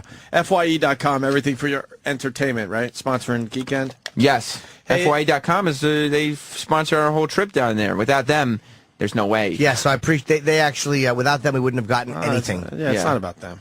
They did their job. They absolutely did their job. Uncle Paul pipes up at the round table. Is this because the movie's called Paul. Yeah, so he just kept, Jim, first of all, this was the second round table of people with people much less interesting. The big stars leave and then they do the second tier. Well, we had Nick and Simon. Yeah, Simon, and the director. Simon Pegg was there, but Simon Pegg he'd gone on 3 hours of sleep. He was tired. The director was boring. So Jim kind of stopped asking questions, and Uncle Paul just started going. Yeah, it was just noises. With all the CGI and everything that went into making Paul, would you consider this to be your most ambitious directing gig? Most challenge. It's the most in over my head. I'd say. It's close, but it's also for you. If you're going back and forth in London. And New York. I live in New York, and mostly because my wife and I just had twin babies this year, and so they're a little too young to fly. You had enough on your plate already. There's a lot of child-bearing in this movie. It was just strange. Yeah, there's the most fertile Paul. I had Ronnie. Every time they mention children of the name Paul. Huh? But I was thinking That's the audio quality we got. I was thinking about just giving you the full round table and just waiting and seeing how long you could survive. How long you played it. This is really good. Just wait for it. We thought of doing that, just give him everything. Yeah. Tell him it's all great. The whole 25 minutes and just the whole time just going no, just a sec. Because you'd go 25 minutes. This is how much of this we played. Dude, trust us. That would have been great. Just let it go. And Comic-Con has become the place to be for all A-listers and stuff, right? Yeah. Angelina Jolie was there. Yeah. Will Ferrell, Mark Wahlberg, Tina Fey, Seth Rogen, We didn't see him. Jonah Hill, We didn't see him. J.J. Abrams. We didn't see him. Sylvester Stallone. We didn't see him. Bruce Willis. Heard he was there. Who else? Harrison Ford. We didn't see him. Oh. Was he there? All these people were there? I think Harrison Yeah, Ford wasn't Samuel he? L. Jackson. Well, he was there. We didn't see him. Wasn't Harrison Ford doing something when that guy got stabbed in the head? Yeah, the guy in Hall H. Yeah, people line up for these giant panel discussions. Yeah. And they line up overnight and wait to fill into this room so they could just watch celebrities talk about the movie they're in. Sounds great. Yeah, we did. I don't know if we missed out on things, but Jim and I did not go to any panel discussions. We could have, because security was going to let us cut the line and go in. It's really one. funny. Now, guys, let's bring this back to the point. I mean, you might not have talked to the A-listers, but you did talk to the Green Hornet girls. Wait, where's Superman guy? Oh, I had him. I just thought it was visual because he kept punching you. Oh, yeah, there's a very, very old man dressed like Superman. With boxing gloves And on. he was just punching you? He just kept punching Jim. Why didn't you punch him in the face? Because he was so old you couldn't. That's wild. But he's allowed to punch you? Fuck He that was jabbing shit. me lightly. Fuck that shit. He's crazy. Okay, yeah, you're right. That was Yeah. You guys we got- videoed it, though. You guys had some terrific interviews. The Green Hornet girls Yeah. that aren't in the movie. Robin with the big package. Right, he has Morgan dick swinging Fairchild around. was a big one. Bob the Angry Flower Guy. Let's not forget about that. That was a good one. Classic. Danny DeVito. William Shatner. Danny Trejo's Gilbert Trejo. Yes. That's right. a very nice boy. Gil Gerard and sort of Jeffrey Tambor. Yeah. Well, yeah, Jim talking to him about Sort the of. Ropers. A little bit. Final thoughts, gentlemen. To summarize. To About your summarize, Comic-Con experience. all right. Wait. Let Sam go Okay. first. I think Sam should go first. I think we had a great time out there. We made the most of what was going on. We came back with some fun stuff, stories, experiences, and even some clips that we could share with the fans. But how about a few? What did we learn? Well, Learns like what can we do to make this experience better for you guys to make next it year? Yes. Well, if you're gonna fly somebody the caliber of James Norton down to Comic-Con, especially the night after he was on the Tonight Show, maybe some sort of. Not so much. They gave him a stick with a handkerchief and a banana tied into it and said, "Go find your way down there, little Jim." Like a little hobo. Right. Like maybe we could go back on Sunday morning next time. Maybe that would be nice. Book in advance. Spend the night, enjoy yourself in San Diego. Parking permit. Maybe get a parking Something permit. as silly as that. Yeah. or somebody call publicists for us and go, Yeah. hey, these guys are good. You should get them on. Yeah. Instead of the email, which I wasn't supposed to see that I saw that I won't talk about. Jim, how different would it have been if the Tonight Show sent you there? Like, what celebrities you think you would have got if the Tonight Show sent you for a segment? Why don't you just say, hey, Rock Hudson, how different would things have been if you didn't get fucked in the ass? A lot. Jim, you want to summarize your experience at Comic-Con? And maybe... Boo! Not even the Twitter party? The fucking Twitter party.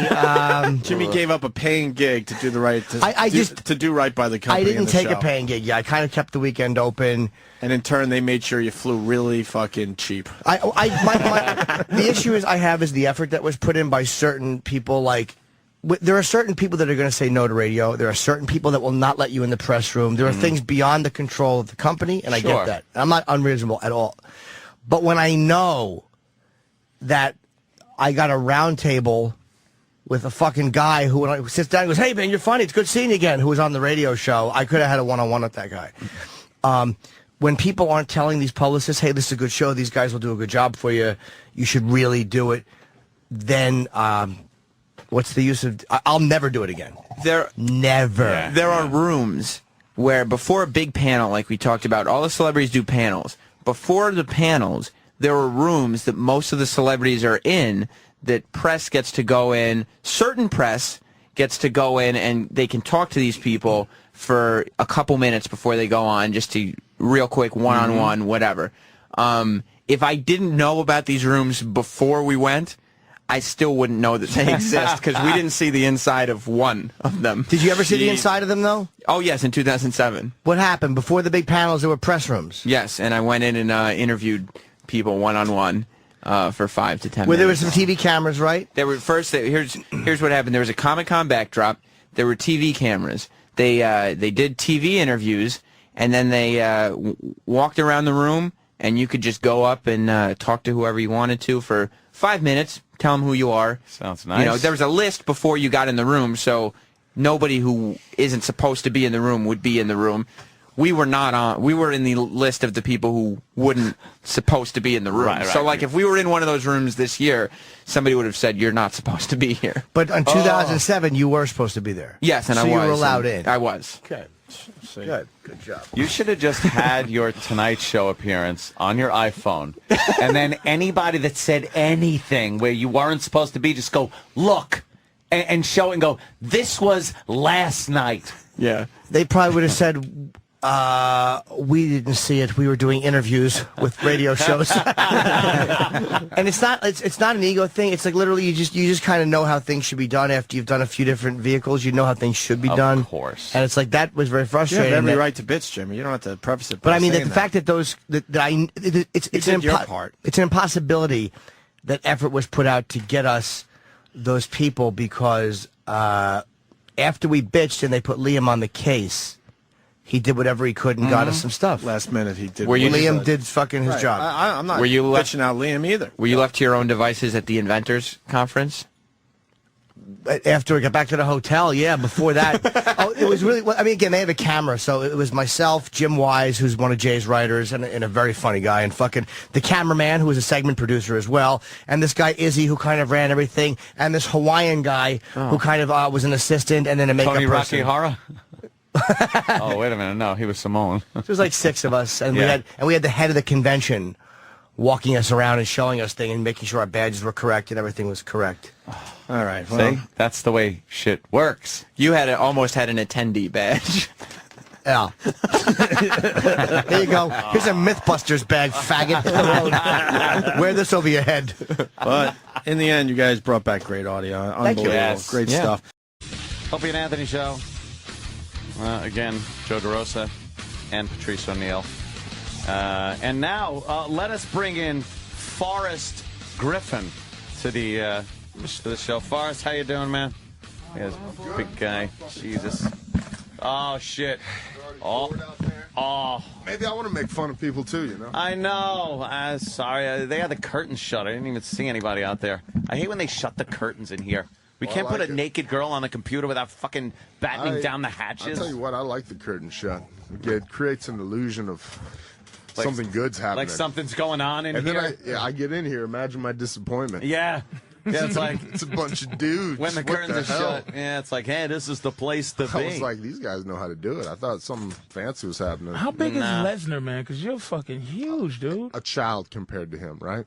Like, no, seriously, he's a big man. You're an imposing looking dude. Well, you know, I don't have how what big they is call that fucker? Man? I don't have what they call muscles. I'm like country boy big, you know. Right, Just a street big. You just pick just up a couple strong. of cows. They call retard strength. Like you just exactly knock a building down with your fucking actual. Yeah. Very uncoordinated look. He's a monster, and the scary thing is his arms are so long. How are they that big? You know. He's a monster. Yeah, hell of a when I first started watching the UFC, when I really enjoy that shit. When I first started watching it, they used to just have, you know, if you was a midget that was a 10th degree black belt, you fought a giant who was a judo expert. But why did that? Are they looking to like because you got to fight fucking? It makes a sport out of it, you know. It's, could you fight? Would you fight him if you wanted to? I mean, if the money was there, sure. I mean, would I do well? Would I enjoy the rest of my life? I don't know. But I'm saying back in the day, it used to be okay. Well, I'm a fucking karate expert, no matter how big I am, and I'm gonna fight a guy who's a fucking. That's what it was when I started. And then it's just weight classes. Yeah, it's like an organized sport with rules and regulations. It makes sense now. I like that ring though. I'm all about the pinky ring. Thank you, sir. Yeah, you know the guy that couldn't get laid had a pinky ring. What was that about? I figure seriously. I figure a pinky ring. He's got Did it have Frodo Baggins' face on it? Fucking dorky belt buckle that he was wearing. Evidently, I'm the same way. You know, he's like, he's that son of a bitch, man. I thought the pinky ring was a good thing. I was like, oh, nah, not for I him. thought it was one of those things where, like, if you were a pinky, you must have some swagger. You know, you got something going on. It doesn't right? work for him. Not at all. I should steal that from him. Be like, dude, you don't deserve it. Yeah.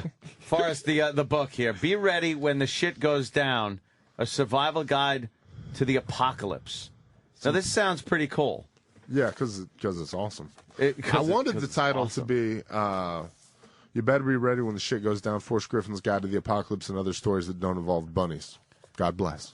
Oh, But they said no good on that. Like it would take the whole thing. But now, what's the gist of this? I guess this isn't a book about UFC. No, not at all. Please. So But I mean, even if you think it is, buy it and be disappointed. I don't care. Yeah. So this is these are some of your ideas. Self-explanatory. Yeah, your ideas but about I mean, surviving. For what it's worth, I've done the research. Oh, you have? Oh, yeah, I'm out This there. isn't just your opinion. Because I would think I would just jot things down like what I think. Yeah, that'd when work. I get back, I'm gonna take some more gun classes, learn how to properly Nice. break down my rifles and clean them. Yeah. You know, the shooting's the easy part. It's all that. And I teamed up with my boy Erish there, and he made me live out in the desert a little bit on nothing. Yeah. So you gotta be careful. That's how Evan Tanner died. What's your favorite gun? The H&K, the 45. You I got also one like of the Glock 45 a lot. Heckler and Koch, very good gun. You have that? Expensive You as have all that? get out. I have a 40. I have an HK 40. Yeah, my wife's got that. I'm a man, so I have a 45. I got big hands. I need a bigger gun. Girl hands. All right, look. Hey, this is how awesome. That was my wife's birthday present. was that I just gun. want to let Yes, me do chick's, let me do a a little chick's explaining. automatic weapon. Let me do a little explaining here. First of all, it's a carry gun because it's a little smaller. Yeah, I it just makes carry a a good gun. carry It fits gun. right in your purse. Fuck you, DeRosa. Hey, is yours It'll fit in your pink? fucking mouth. Is your wife's gun pink, sir? Is it? No. Secondly, I have a fuckload of 45s. No, I love a that's good cool. 45, fucking Colt Custom. Oh, so HK is a 45. HK is a 40. It They can make be anything, 45s. Yeah, it's a I brand. thought HK was a. That's the brand. H&K is Come the on, brand. you gotta start It's like listening Smith to & more Wesson. So where's the fucking weapons? Like, how about your okay? Not your that's a favorite. pistol. That's what a T.I. song's about. That's a Best pistol. guns. I love T.I. The fact that he got arrested trying to buy automatic weapons. That was like, I already liked him because he was from Atlanta. And then when he got arrested for that, I was like, that dude's my hero. And his music's pretty good. Automatic weapons. Yeah, I was like, he's It's a awesome. no-no. No, it's awesome. I'm still, man, do you know how long does it take? I don't know. New York's stupid. I hate it here. But to get automatic weapons, the permits forever. I got silencers. You can't. Now, where do you live, though? silencers? Nevada. Yeah, I you're thought that was a Nevada. federal thing. You can't I have filled out my silencers. paperwork, brother. You can have a silencer. Yeah, you can get automatic weapons too, but where I live, you have to actually have like a storefront property. You got to be a to- dealer, a firearms dealer with a storefront. But I can be a firearms dealer, no problem. But you have to have that storefront. Yeah, they can't just. So I'm not they going can't to pay just be on rent paper. somewhere. You also have to have an immovable safe. So I mean, there's a lot of stuff there. I'm just Yeah. like, all right.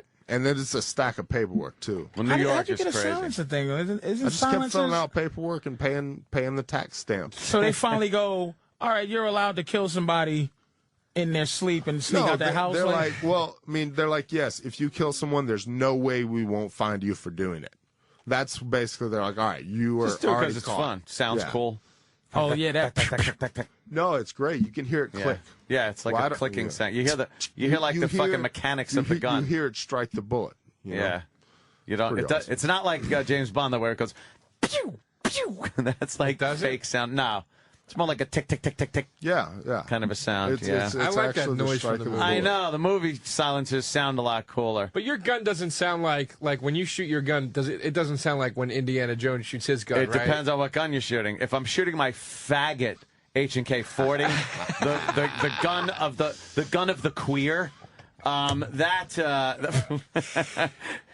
See, look, that's my fucking carry gun, and he's dissing it. Look at that thing. Does cum come out of it? Your gun has a period. You asshole. Wait, so where's the man version of that one?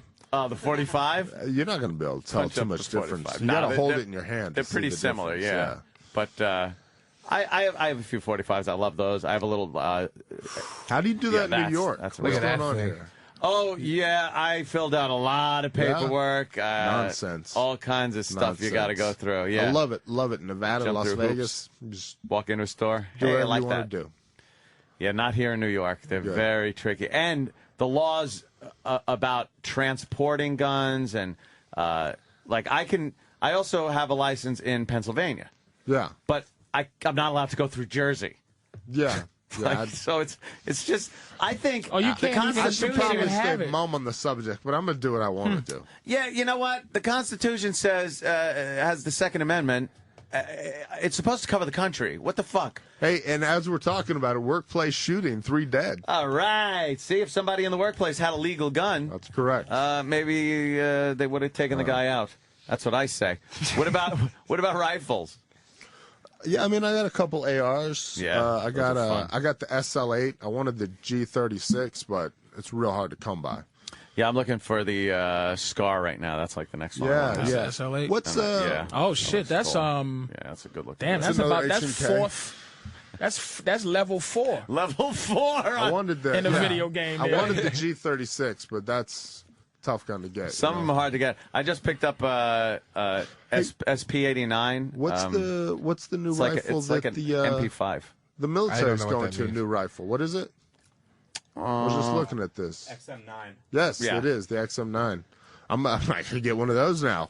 Now you got to get. I know every new one that comes out. I'm like, oh, I got to get that. Oh, Yeah. I got to get that one. But your baddest gun is the 50 cal, right? Yeah, the Barrett is the sickest fucking gun ever. Yeah. It's the M104, XM9. Okay. 50 cal, 10 shot, semi-automatic, and when you fire this thing, I've said it before. It feels like you have the flu Yeah. for 3 seconds. I've like shot you're them a just couple like, you're times. all Yeah, it's fucked up. It's concussive burst. Yeah, yeah. Snipers get actually get like concussion syndrome. They get knocked out a lot when they shoot them. Yeah, it's not like a. It's not because the kick. it's your brain is liquid. Yeah, and it yeah. actually this is true. It's Yeah. actually shaking the liquid that is your brain because your brain's mostly It water. feels like you're ready to get a nosebleed if you fire too many rounds. We were shooting one and it blew. I had like full bottles of water and it just blew them off the table. Blows them I off was the like, oh. table. Yeah, yeah. I was You like, shoot- I don't shoot really through metal need that. plates. I don't. We're You know shooting what? like a barrel. You I'm don't like, I really have no- need them, but they're just fun to fucking shoot. I'm trying to think like, when am I going to be shooting through a car? Yeah. Do I need this? But you know what? If you ever have to, look at you talking about your book here. Hey, during, I'm out in the desert. My solution is The to go far apocalypse? away from people. Yeah. Yeah, you see a fucking vehicle start pulling up, you're going to want to disable that engine. That is true. A Barrett would be perfect for it. Yeah, I've actually heard. Yeah. Yeah, that's great. What Kill about? everyone. Oh, by the way, as Does far this as guy over here just research whatever you're talking about? yes, he pops on. That guy's Danny's the best at popping shit up. It's pretty awesome. This Oh, guy's, that's the he's all over Barrett it. right there. That's Yeah. shooting. What, hey, yeah, why don't you crank am that I up? am I That's correct? The guy that I shoots, his he said it's $4 a shot. How much does it cost? $4.50 per shot. $4.50. Yeah, it's For a bullet? Again, yeah, per yes, sir. bullet on Yeah, that I don't gun. need that. I don't need that gun. Danny's like, Jesus fucking Christ, felt like I was being shot.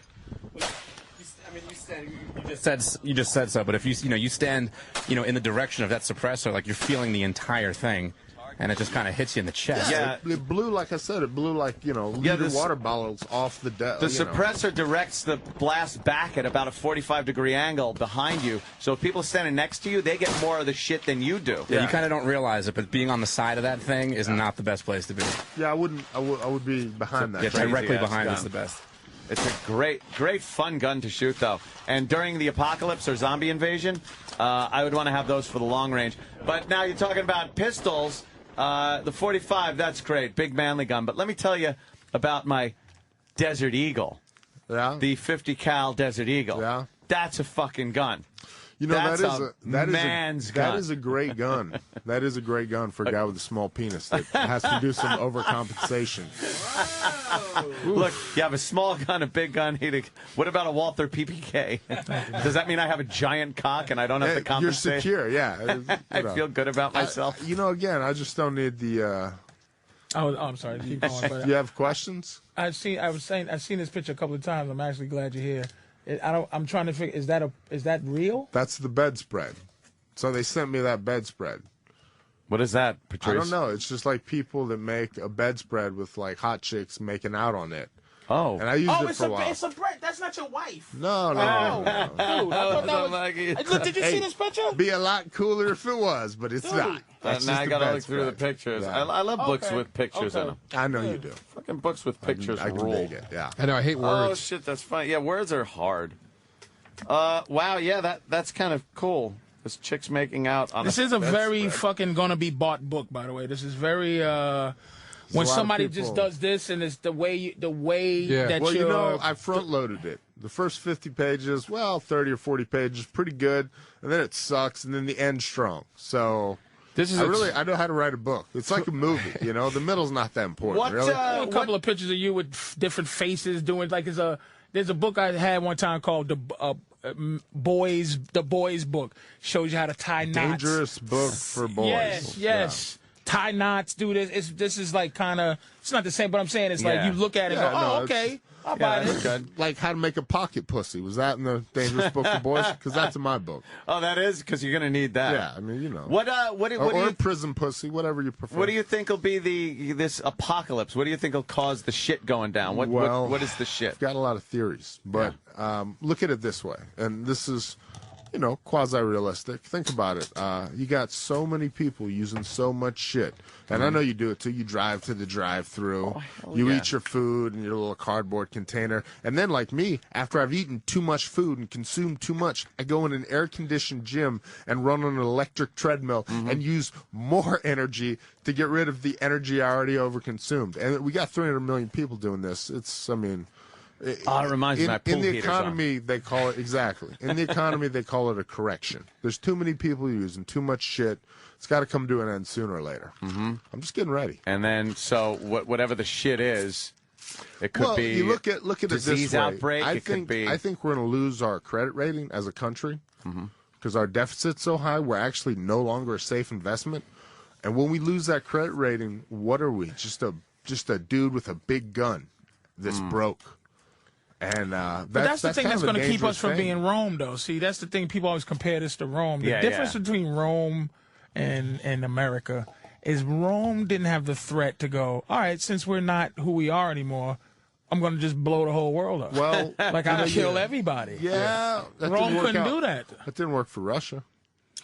But no one is willing to destroy the whole earth. Plus, the theory of we're economy, willing to destroy the whole earth. We're just doing it slowly. Yes, America has proven that they will fucking do something really foul.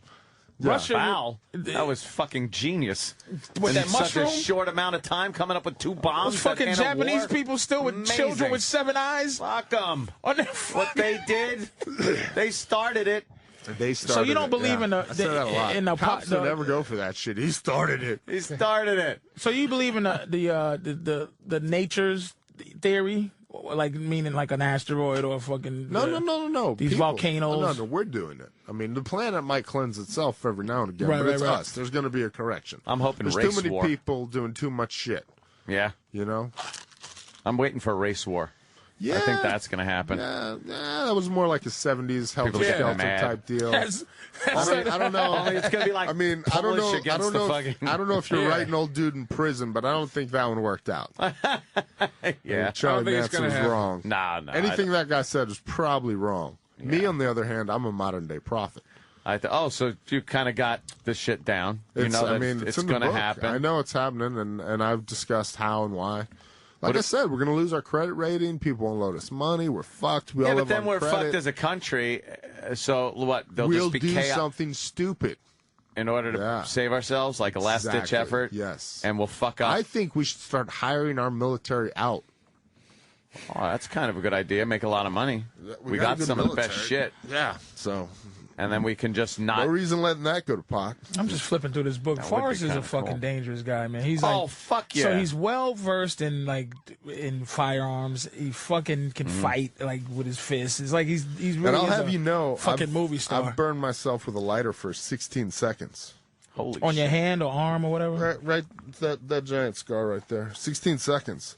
It's harder than you think. And when you start smelling your own flesh going... Oh, fuck, come on. My last fight, I asked the doctor not to give me the anesthesia before the stitches. He wouldn't. He still gave me the number. You wanted to feel I just wanted to tell the story of being a hard ass. Now, I saw Matt Hoffman stitching himself up, and I saw this kid, Tommy Sauer, who actually has Tourette's. He used to be a fighter... Real good fighter back in. He was one of those guys. He made it before the sport made it, so he got nothing out of it. Yeah, he's like there were a few of those guys. Yeah, one of those guys like fucking the Jens Pulver, but he didn't even make it that far, And he has Tourette's. And But when he's stitching my face up after a fight, and he has Tourette's. And then, I wouldn't let him do that, except right before he stitched me, he stitched himself. So I was like, all right, this dude's legit. Would you be you without the sport? Like, meaning all the stuff you're into now, would you be... Yeah, I mean, I'd be a weird dude. Yeah, I mean, if that's what you mean. No, I wasn't going to fucking say weird, nigga. I didn't say weird. I mean, as just the stuff that you're No, into. I'd be a weird dude, but it was the weirdness that led me to the sport of fighting, It was like, fighting people, that seems cool. And I didn't, like, for me, it was always more of a Fight Club thing. Now these dudes are professional fucking athletes. This is craziness. I just want to make sure I can whoop somebody's ass on the street and stab them in the throat. What's the worst UFC guy movie you've seen since you guys have been in the movies? I'll tell you mine. I'll tell you what. A lot. I've seen one and it was bad. Red Belt was the only one I saw. Yeah. Well, they get a lot of little parts and other stuff. I think that Scorpion King was pretty bad, right? I never saw it. Oleg Tiktarov's done great, Oleg has been in some good fucking He's shit. been in some great films. He was just in Predator, the new Predator. He's been in a ton of Another stuff. one called 15 Minutes. It was great. He was like the star of that. I like 15 Minutes. That's a good movie, With De man. Niro? Yeah, when he gets stabbed, that's a good movie. I didn't like that movie. You know what? You don't like it because it doesn't have a good ending. It has kind of a lingering ending, and the guy dies, and it's weird, and you think the movie's over, but it keeps going. I didn't even get to the end. I watched like the first 15 minutes, actually, and I was like, this movie stinks. All you can sit through. Well, that's because De Niro gets stabbed, and it's just too hard to watch De Niro not live through a fucking movie, so you get a little attached to that shit. Yeah. I saw Rich Franklin in something that was a Universal Soldier. Yeah, I didn't even see it. It was like he was a robot yeah, it was bad. soldier. Oh, I'm taking it. Pretty bad. Man, you know who's actually good? Andrei Arlovsky. It's because, you can't really understand what the fuck he's saying anyway. What was he in? He was in some it was a Universal Soldier type deal. It was really good, though. They're all that kind of movie. Yeah. I like that shit. It's the future. How long before? I got a real good spot. I hope they serve beer in hell. Just a little cameo because I like the book. How long before one of you guys does one of those, like, he's a spy on his toughest mission yet, babysitting? I make fun of those guys all day long. Like, you remember when The Rock I thought he was going to be the next Arnold Schwarzenegger. You remember that? Yeah. I vaguely remember that. Remember... He did the Tooth Fairy remember, thing. You know who I'm mad at? Because Matthew McConaughey. He did Frailty. It was awesome. He did that Dragon movie. He was awesome in it. The movie wasn't great, but he was awesome in it. Right. And now he keeps making chick flicks. He keeps making movies with the Kate blonde Hudson, broad. Yeah, I mean, stink. stop. They stink. You lost me. And they're completely But you know what? emasculating. You know what? Yes, but the paychecks are cashing, brother. Just totally emasculating a guy like Matthew McConaughey. It always goes back to that. But in reality, what you're saying about The Rock, it's like you go, man, can you just do something where you can use the charisma kind of thing that you have? Because these fucking kiddie Maybe movies. John Cena will do it.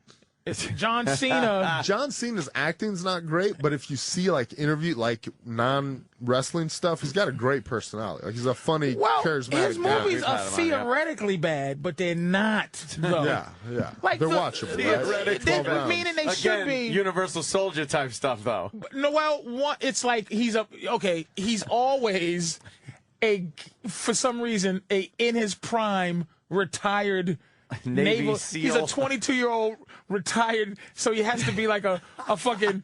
He works at McDonald's now. Yeah. And then someone tries to steal like some buns in the back. And he uses some of that fucking shit he learned in the SEAL. So basically the Under Siege all over again. Right, Under Siege. So they got to make up some shitty backstory about why he retired at 22. Yeah. And it's always like too many men in that last one. It's somebody fucking their kid dies Some or their kid wife dies dies. accidentally. And I'm sick of it. Come up with something new. He goes out and he was a fucking just a loner for 5 years. The thing is, like, we keep buying that crap. They keep making the same crap, and I keep going and seeing it, thinking it's going to be different. Well, that's why, man, when you talk about The Rock, when he went into movies and shit, I remember that time when it was supposed to be that he was going to be this next action hero, but I remember not being that excited about it because you're like, they're not going to let it happen.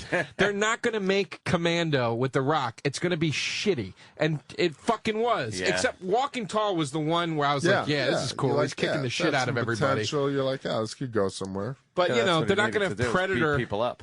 with the Rock. You know what? Speaking of Predator, real quick, I walked out of Predators in the theater. The new one? Yeah. It's fucking. Well, you don't stay in movies, do you? No, but you know why? But Because hold on. he's. Fucking attention span over here. I was excited. Here we go. I was excited to see it. I went in, I left because Predator 1, 30 minutes into the fucking movie, this one Predator is taking out Jesse Ventura, Carl Weathers, damn near kills Schwarzenegger. Same thing with the Alien. baddest thing on the planet. The new one, there's 4 fucking Predators. Halfway through the movie, everybody's alive, including Adrian fucking Brody is still alive. But you know what? Outsmarting 4 fucking But hold Predators. up. You hear what he's mad at, right? Yeah. It's like, why not be mad at the fact that they're on another planet? That part bugged me why too. can't you put the suspension of disbelief on the fact that No, I thought it was good. fucking You're wrong. It's like Alien. I like that Did you movie. notice, like Alien, the first Alien Alien, ruled, yeah. it kills everybody. The second one, they're like, oh, they just die easy now, all of a sudden. Yeah. And you know what? I hate when the movie changes its tone. Like, halfway through, one's killed everybody. yeah, the rules and then, like, change. 100 of them can't kill 10 people. Yeah, you it's know? annoying. That part did bother me in Predators when they realize they're on another planet and they just go, all right, clearly we're not on Earth. Let's get our thoughts together. Yeah, no, but I mean, what are you going to do? You would Are you have a gonna panic? fucking stroke. Fuck, you wanted it to be real? How about if every movie was real, it'll be 5 seconds. No, The Predator that killed them. Listen. The Predator dogs would have killed them. Like Listen, not real, but just take 2 minutes and take it all in. And really, some realistic, holy fuck, no. I'm on Can I another ask you planet. a book question? MTV generation, we don't have 2 minutes, son. You got 15 seconds. Oh, it stinks, Fire man. away, sir. This guy, Big John. Yes. I can't find where I need like the actual info on it. Yeah. But is this guy was he a really in condition Big John at some point? And then he Oh, was. yeah. No, he was. There should be a picture of him all jacked up. There's one. Is that him? Yeah, that's him. So this is he? What is he? He's an uncle or Well, a friend? he was or? my best friend. He passed away, actually. Oh, he died? So, Okay, yeah, I'm sorry. The book's dedicated to him. It was one of those things. He was going to come on the book tour with me because everybody's got that one person that is just such a fool that they can make you bring that out of you. And he was that guy for me. So a lot of the stories are about him or told by him. He also had a real good memory. Like, he remembers all these ludicrous things we've done, whereas I intentionally forget them. What did he pass away from? I'm not 100% sure. It was probably like just a buildup of drugs, perhaps. So he had a crazy life. Yeah, I mean, Okay. obviously, he had a crazy life. All right, so because he's prominent, and I didn't read it, but I'm looking at it. He was my best friend, and actually, the book was done, and then he ended up passing away right at the end there. So there you go. Sorry, bro. Good. Oh, no worries. It's hey, look at it this way: we're all gonna die. Everybody. Who's your best friend in the game? Not you. In the in game, fighting. Well, whatever. Who's your? Yeah. I know you have this guy. Big John was your best friend, but it's like who's? Well, I like Tim Crater, Gray Maynard, Mike Pyle, Jay Huron. Those are the people I train with. Tyson Griffin. These are my buddies. Cool, man. What about people I would feel comfortable calling if I needed a ride somewhere or was like drunk in jail? Hey, can you bail me out? You have a mentor at all? Not really. No? Not that I know of. Okay. I mean, my stepdad, Pops, he's pretty awesome. Okay. I actually had 2 stepdads. One passed away, and they're both crazier than shit. My mom had weird taste in dudes. Really, huh? Yeah. So I love it. I love it, though, What's getting back to the book, of course, surviving the apocalypse here. What would you think is like the most important thing to making it through a catastrophe? Well, kind obviously, of a global luck, catastrophe. obviously, depending on whatever. But I'd say clean water. Clean water. Clean water. Doesn't sound very exciting. It's not like lopping heads off with machetes and Yeah, stuff. what's the longest you've ever gone with like desalination tablets? And have you actually ever tried to make it out anywhere without clean water? No, we toted some in. I stayed in the Mojave Desert for about 10 days. Yeah. Well, we were trying to find. This is how. There's what's the name? There's some stuff in the book about him too. What's the name? He died out in the fucking UFC guy. Evan Tanner, thank you. Good friend of mine. Can't remember his name, but no, he was an acquaintance, not a friend. But yeah, that's how he passed away. And we'll go out there like where we think the water is, and hopefully we put the stuff in it, and hopefully it's drinkable. Yeah, yeah. So yeah, water. You don't realize how important that is. Is it real? Can you drink out of a lake? That shit is dirty. You can't do that no more. Yeah, you can. Sometimes you can get away with it. Sometimes you get bacteria that wipe your system out, and sometimes you can adapt. Can you do it with a Brita? No bullshit. Like, can you clean that water up with a Brita if you had a Brita? It will take out some impurities, but I don't think it takes out bacteria. They got tablets. They got those little that's fucking what we use, stir the tablets. Those stir fucking lights. You put the light in there and stir it with some fucking What the fuck is that? ultraviolet light. It kills. Really? It's killing stuff Yeah. in there. Yeah. I didn't know that existed. It's the Well, future. you won't be surviving the apocalypse now, No, will dude. you? I'd be the first the one boiling dead in this thing. room, without question. Boiling helps, yeah. Boiling's good. But boiling doesn't kill everything. Most everything. Yeah, I would do it. You could drink I it. would drink boiled water. And So then can you need pull your- off one of those the Bear Grylls show? Like if we I'd drop love you in to. a. I'd love to. Could I mean, saying, would you be into that shit? dude, I would just do the easiest thing. I'd eat the fucking cameraman. Bear Grylls is constantly drinking That's a his little own sarcasm because it's like you go, dude, there's camera guys. Like you just go. Yeah. There's one guy that tapes himself, which you almost go, that's fucking. Yeah, the guy that just sets up his own shots and walks by. and you know his that- eyes is all fucked up from the That dark. Survivor man. The thing is, Yeah. that dude, he's so legit. The thing about him is, first of all, he could really die out there. There's nobody, Bear Grylls, the guys obviously will radio in. All right, shit's gone too far. He's fucked up, whatever. But the Survivor man, he doesn't even get the good stuff on film. It's just like because he's busy doing it. He shows him there's a huge hole in his leg. He's like, I fell down. I fell down. It was horrible. It was very traumatic. I don't know how far I fell. I think it was about 30 feet. He's not even exaggerating. If it just flashes to me and there's a huge hole in my leg, I'm like, I fell 1,000 feet, guys. I was hanging by I'm going to elaborate. He misses everything. He's like, I fell. It was probably about 30 feet.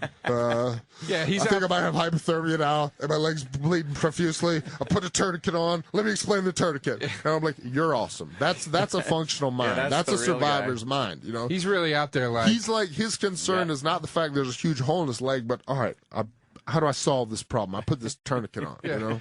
Yeah, guys, I'm sorry I didn't have time to light this shot appropriately. I just had to eat some rocks. Yeah, it's like It's always it's not that fucking fun to TV, watch whatever. because you can't even tell what the hell's going on. They You're get like, right what in is their he doing? face, the camera just showing his eyes. It's about 35 below zero out there. Yeah. I'm underneath a piece of tinfoil. It would be the best. It would be the best if he was like shooting in his backyard. Yeah. It's just like You catch a glimpse of the house. It panned out, and there's it's just like in the middle of the suburbs in the backyard. His pool. Yeah, Well, right. that's the debate with those guys. Survivor Man is like the fucking, he's the, the rock and roll indie. I'm fucking doing this for real. Fuck this good-looking And Bear Grylls Grylls going is on the Oprah, asshole. Corporate guy. You know what I mean? Yeah. The corporate sponsor. They it's like both have Twister. something to offer. It's like, It's like the movie Twister, man. It's not the cool, groovy group. It's the black SUV guys. Yeah, exactly. And then look, they But got the scooped fact up in the is, tornado. it's a lot more Exactly. fun to watch the Bear Grylls show because of the camera, etc. Yeah, Survivor Man's a guy telling you about cool shit happening. I can get that anywhere. You can It's see like Bear a dude Grylls walking. drink his own piss. Yeah, you can see Bear Grylls like climbing on shit, building a hut. Yeah, I just built a house out of my own shit. Yes. Sorry, I didn't have time to shoot that.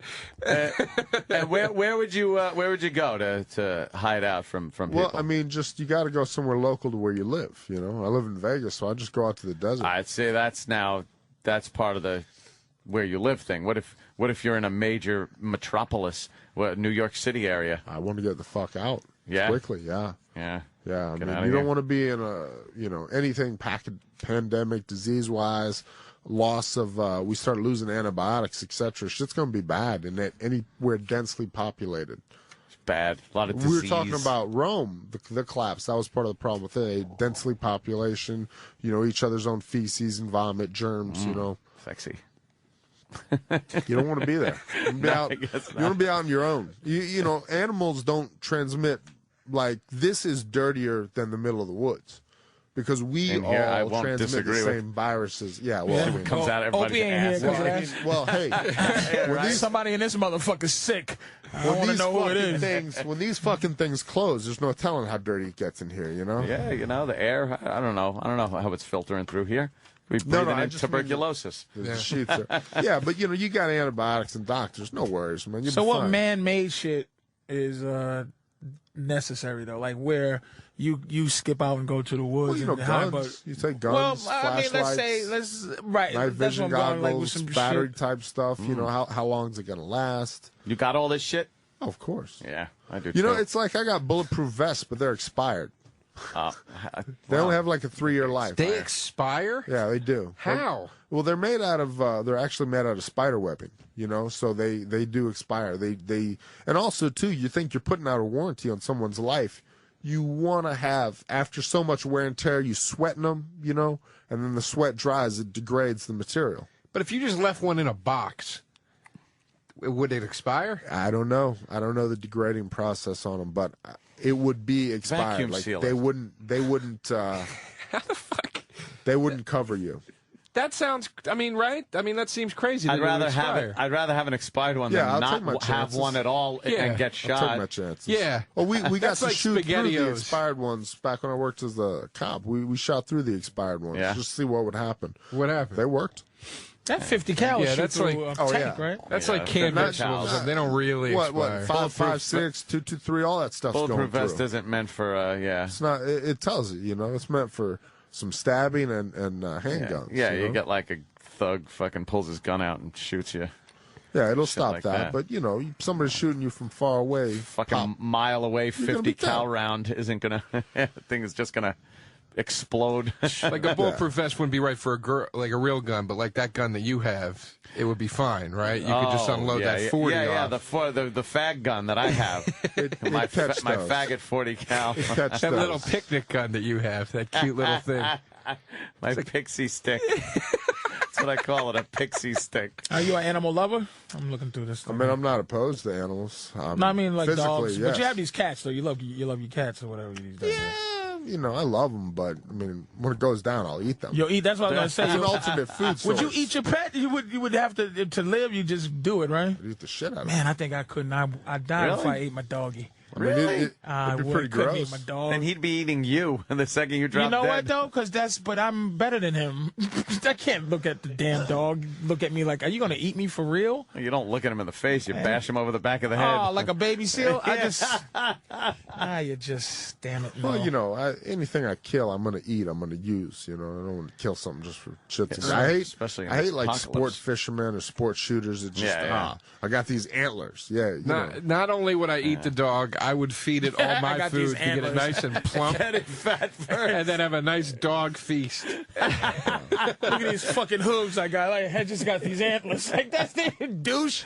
Really? Yeah. You got some antlers? You killed them for his Everything in antlers? between antlers and hooves. That's it. Do you hunt or you just shoot paper? Because I'm not a big shoot a lot hunter. of clay.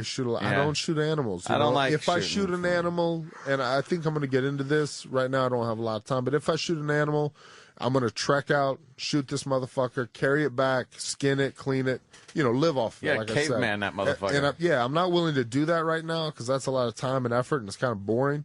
So, that'll be like a hobby down the future. Right now, I like shooting skeet.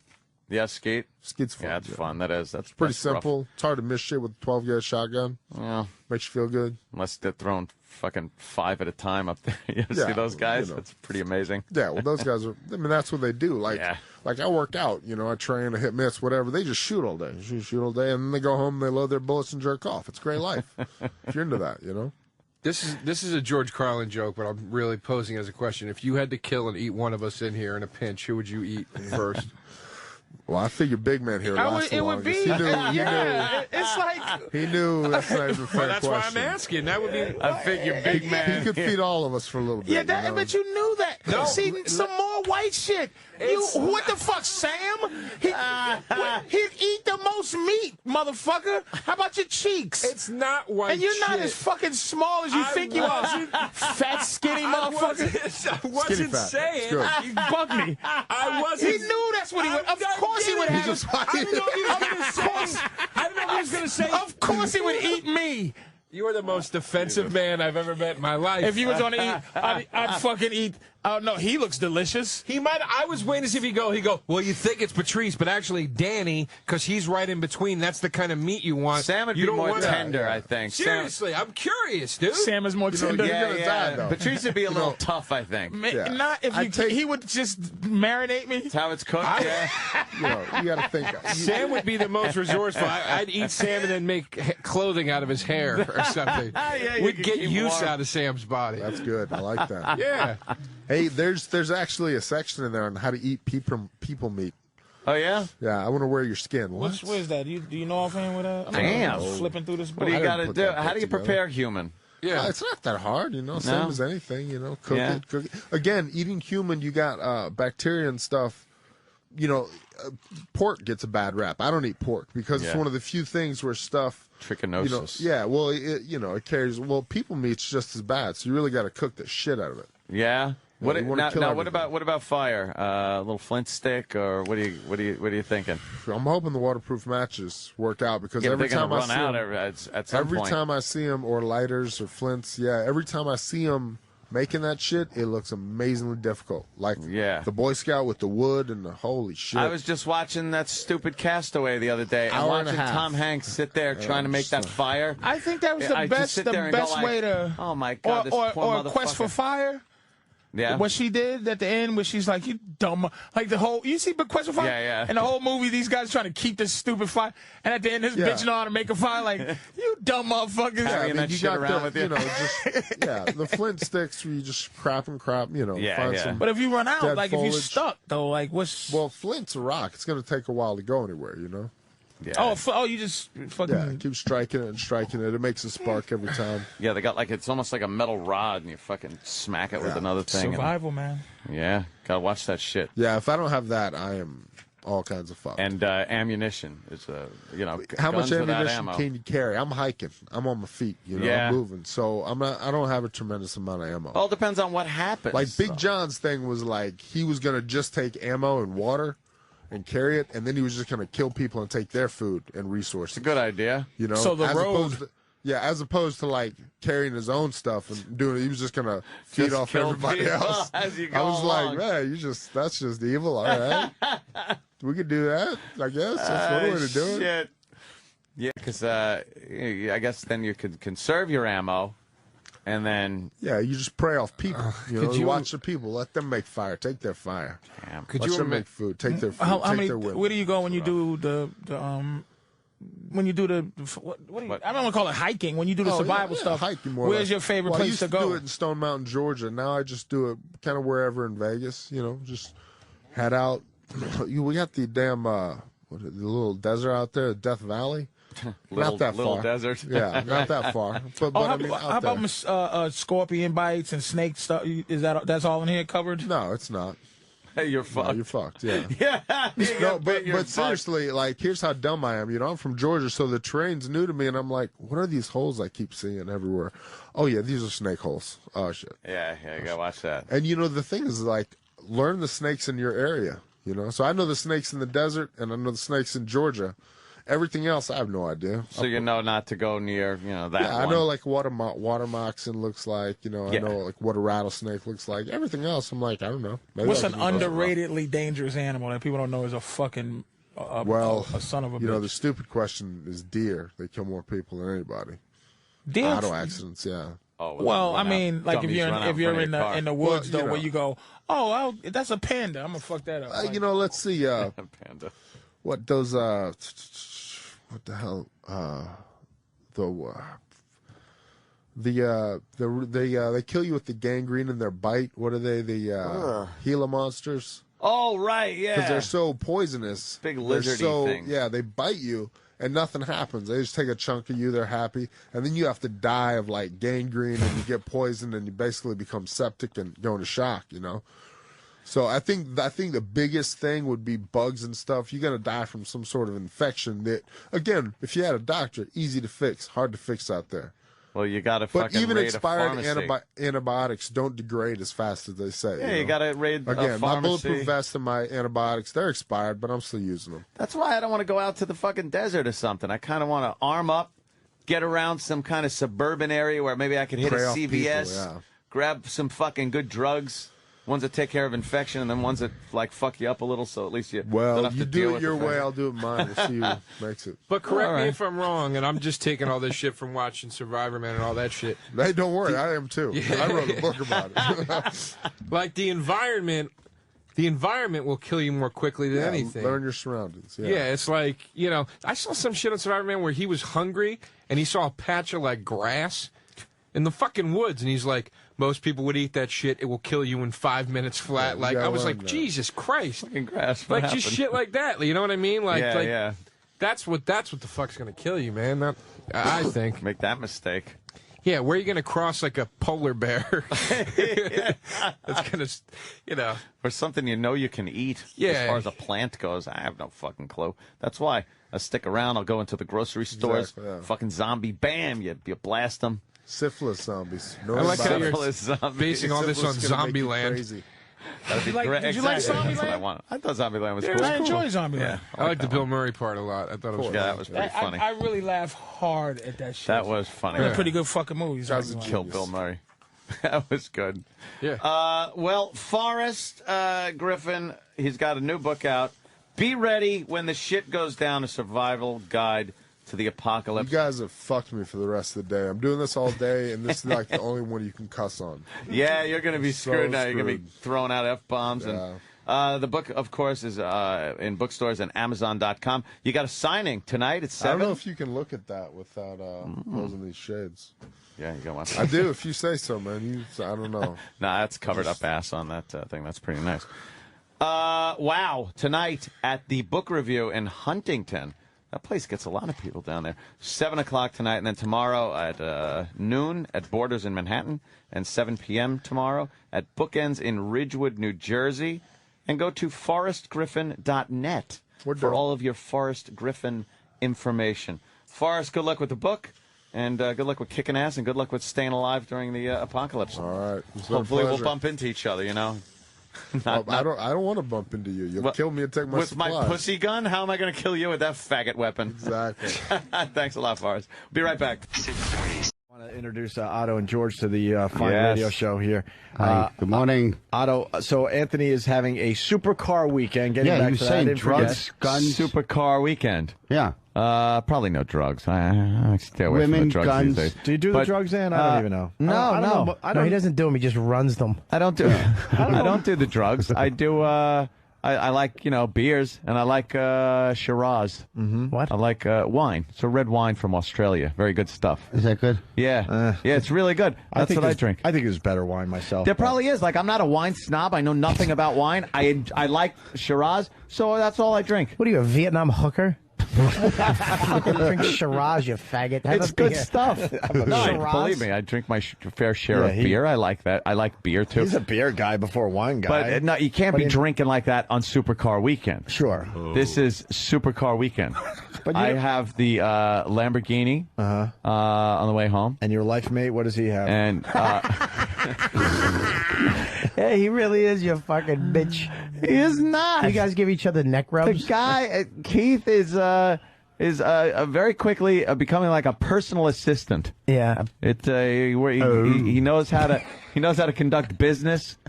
He's got a good rap on him, so he can talk.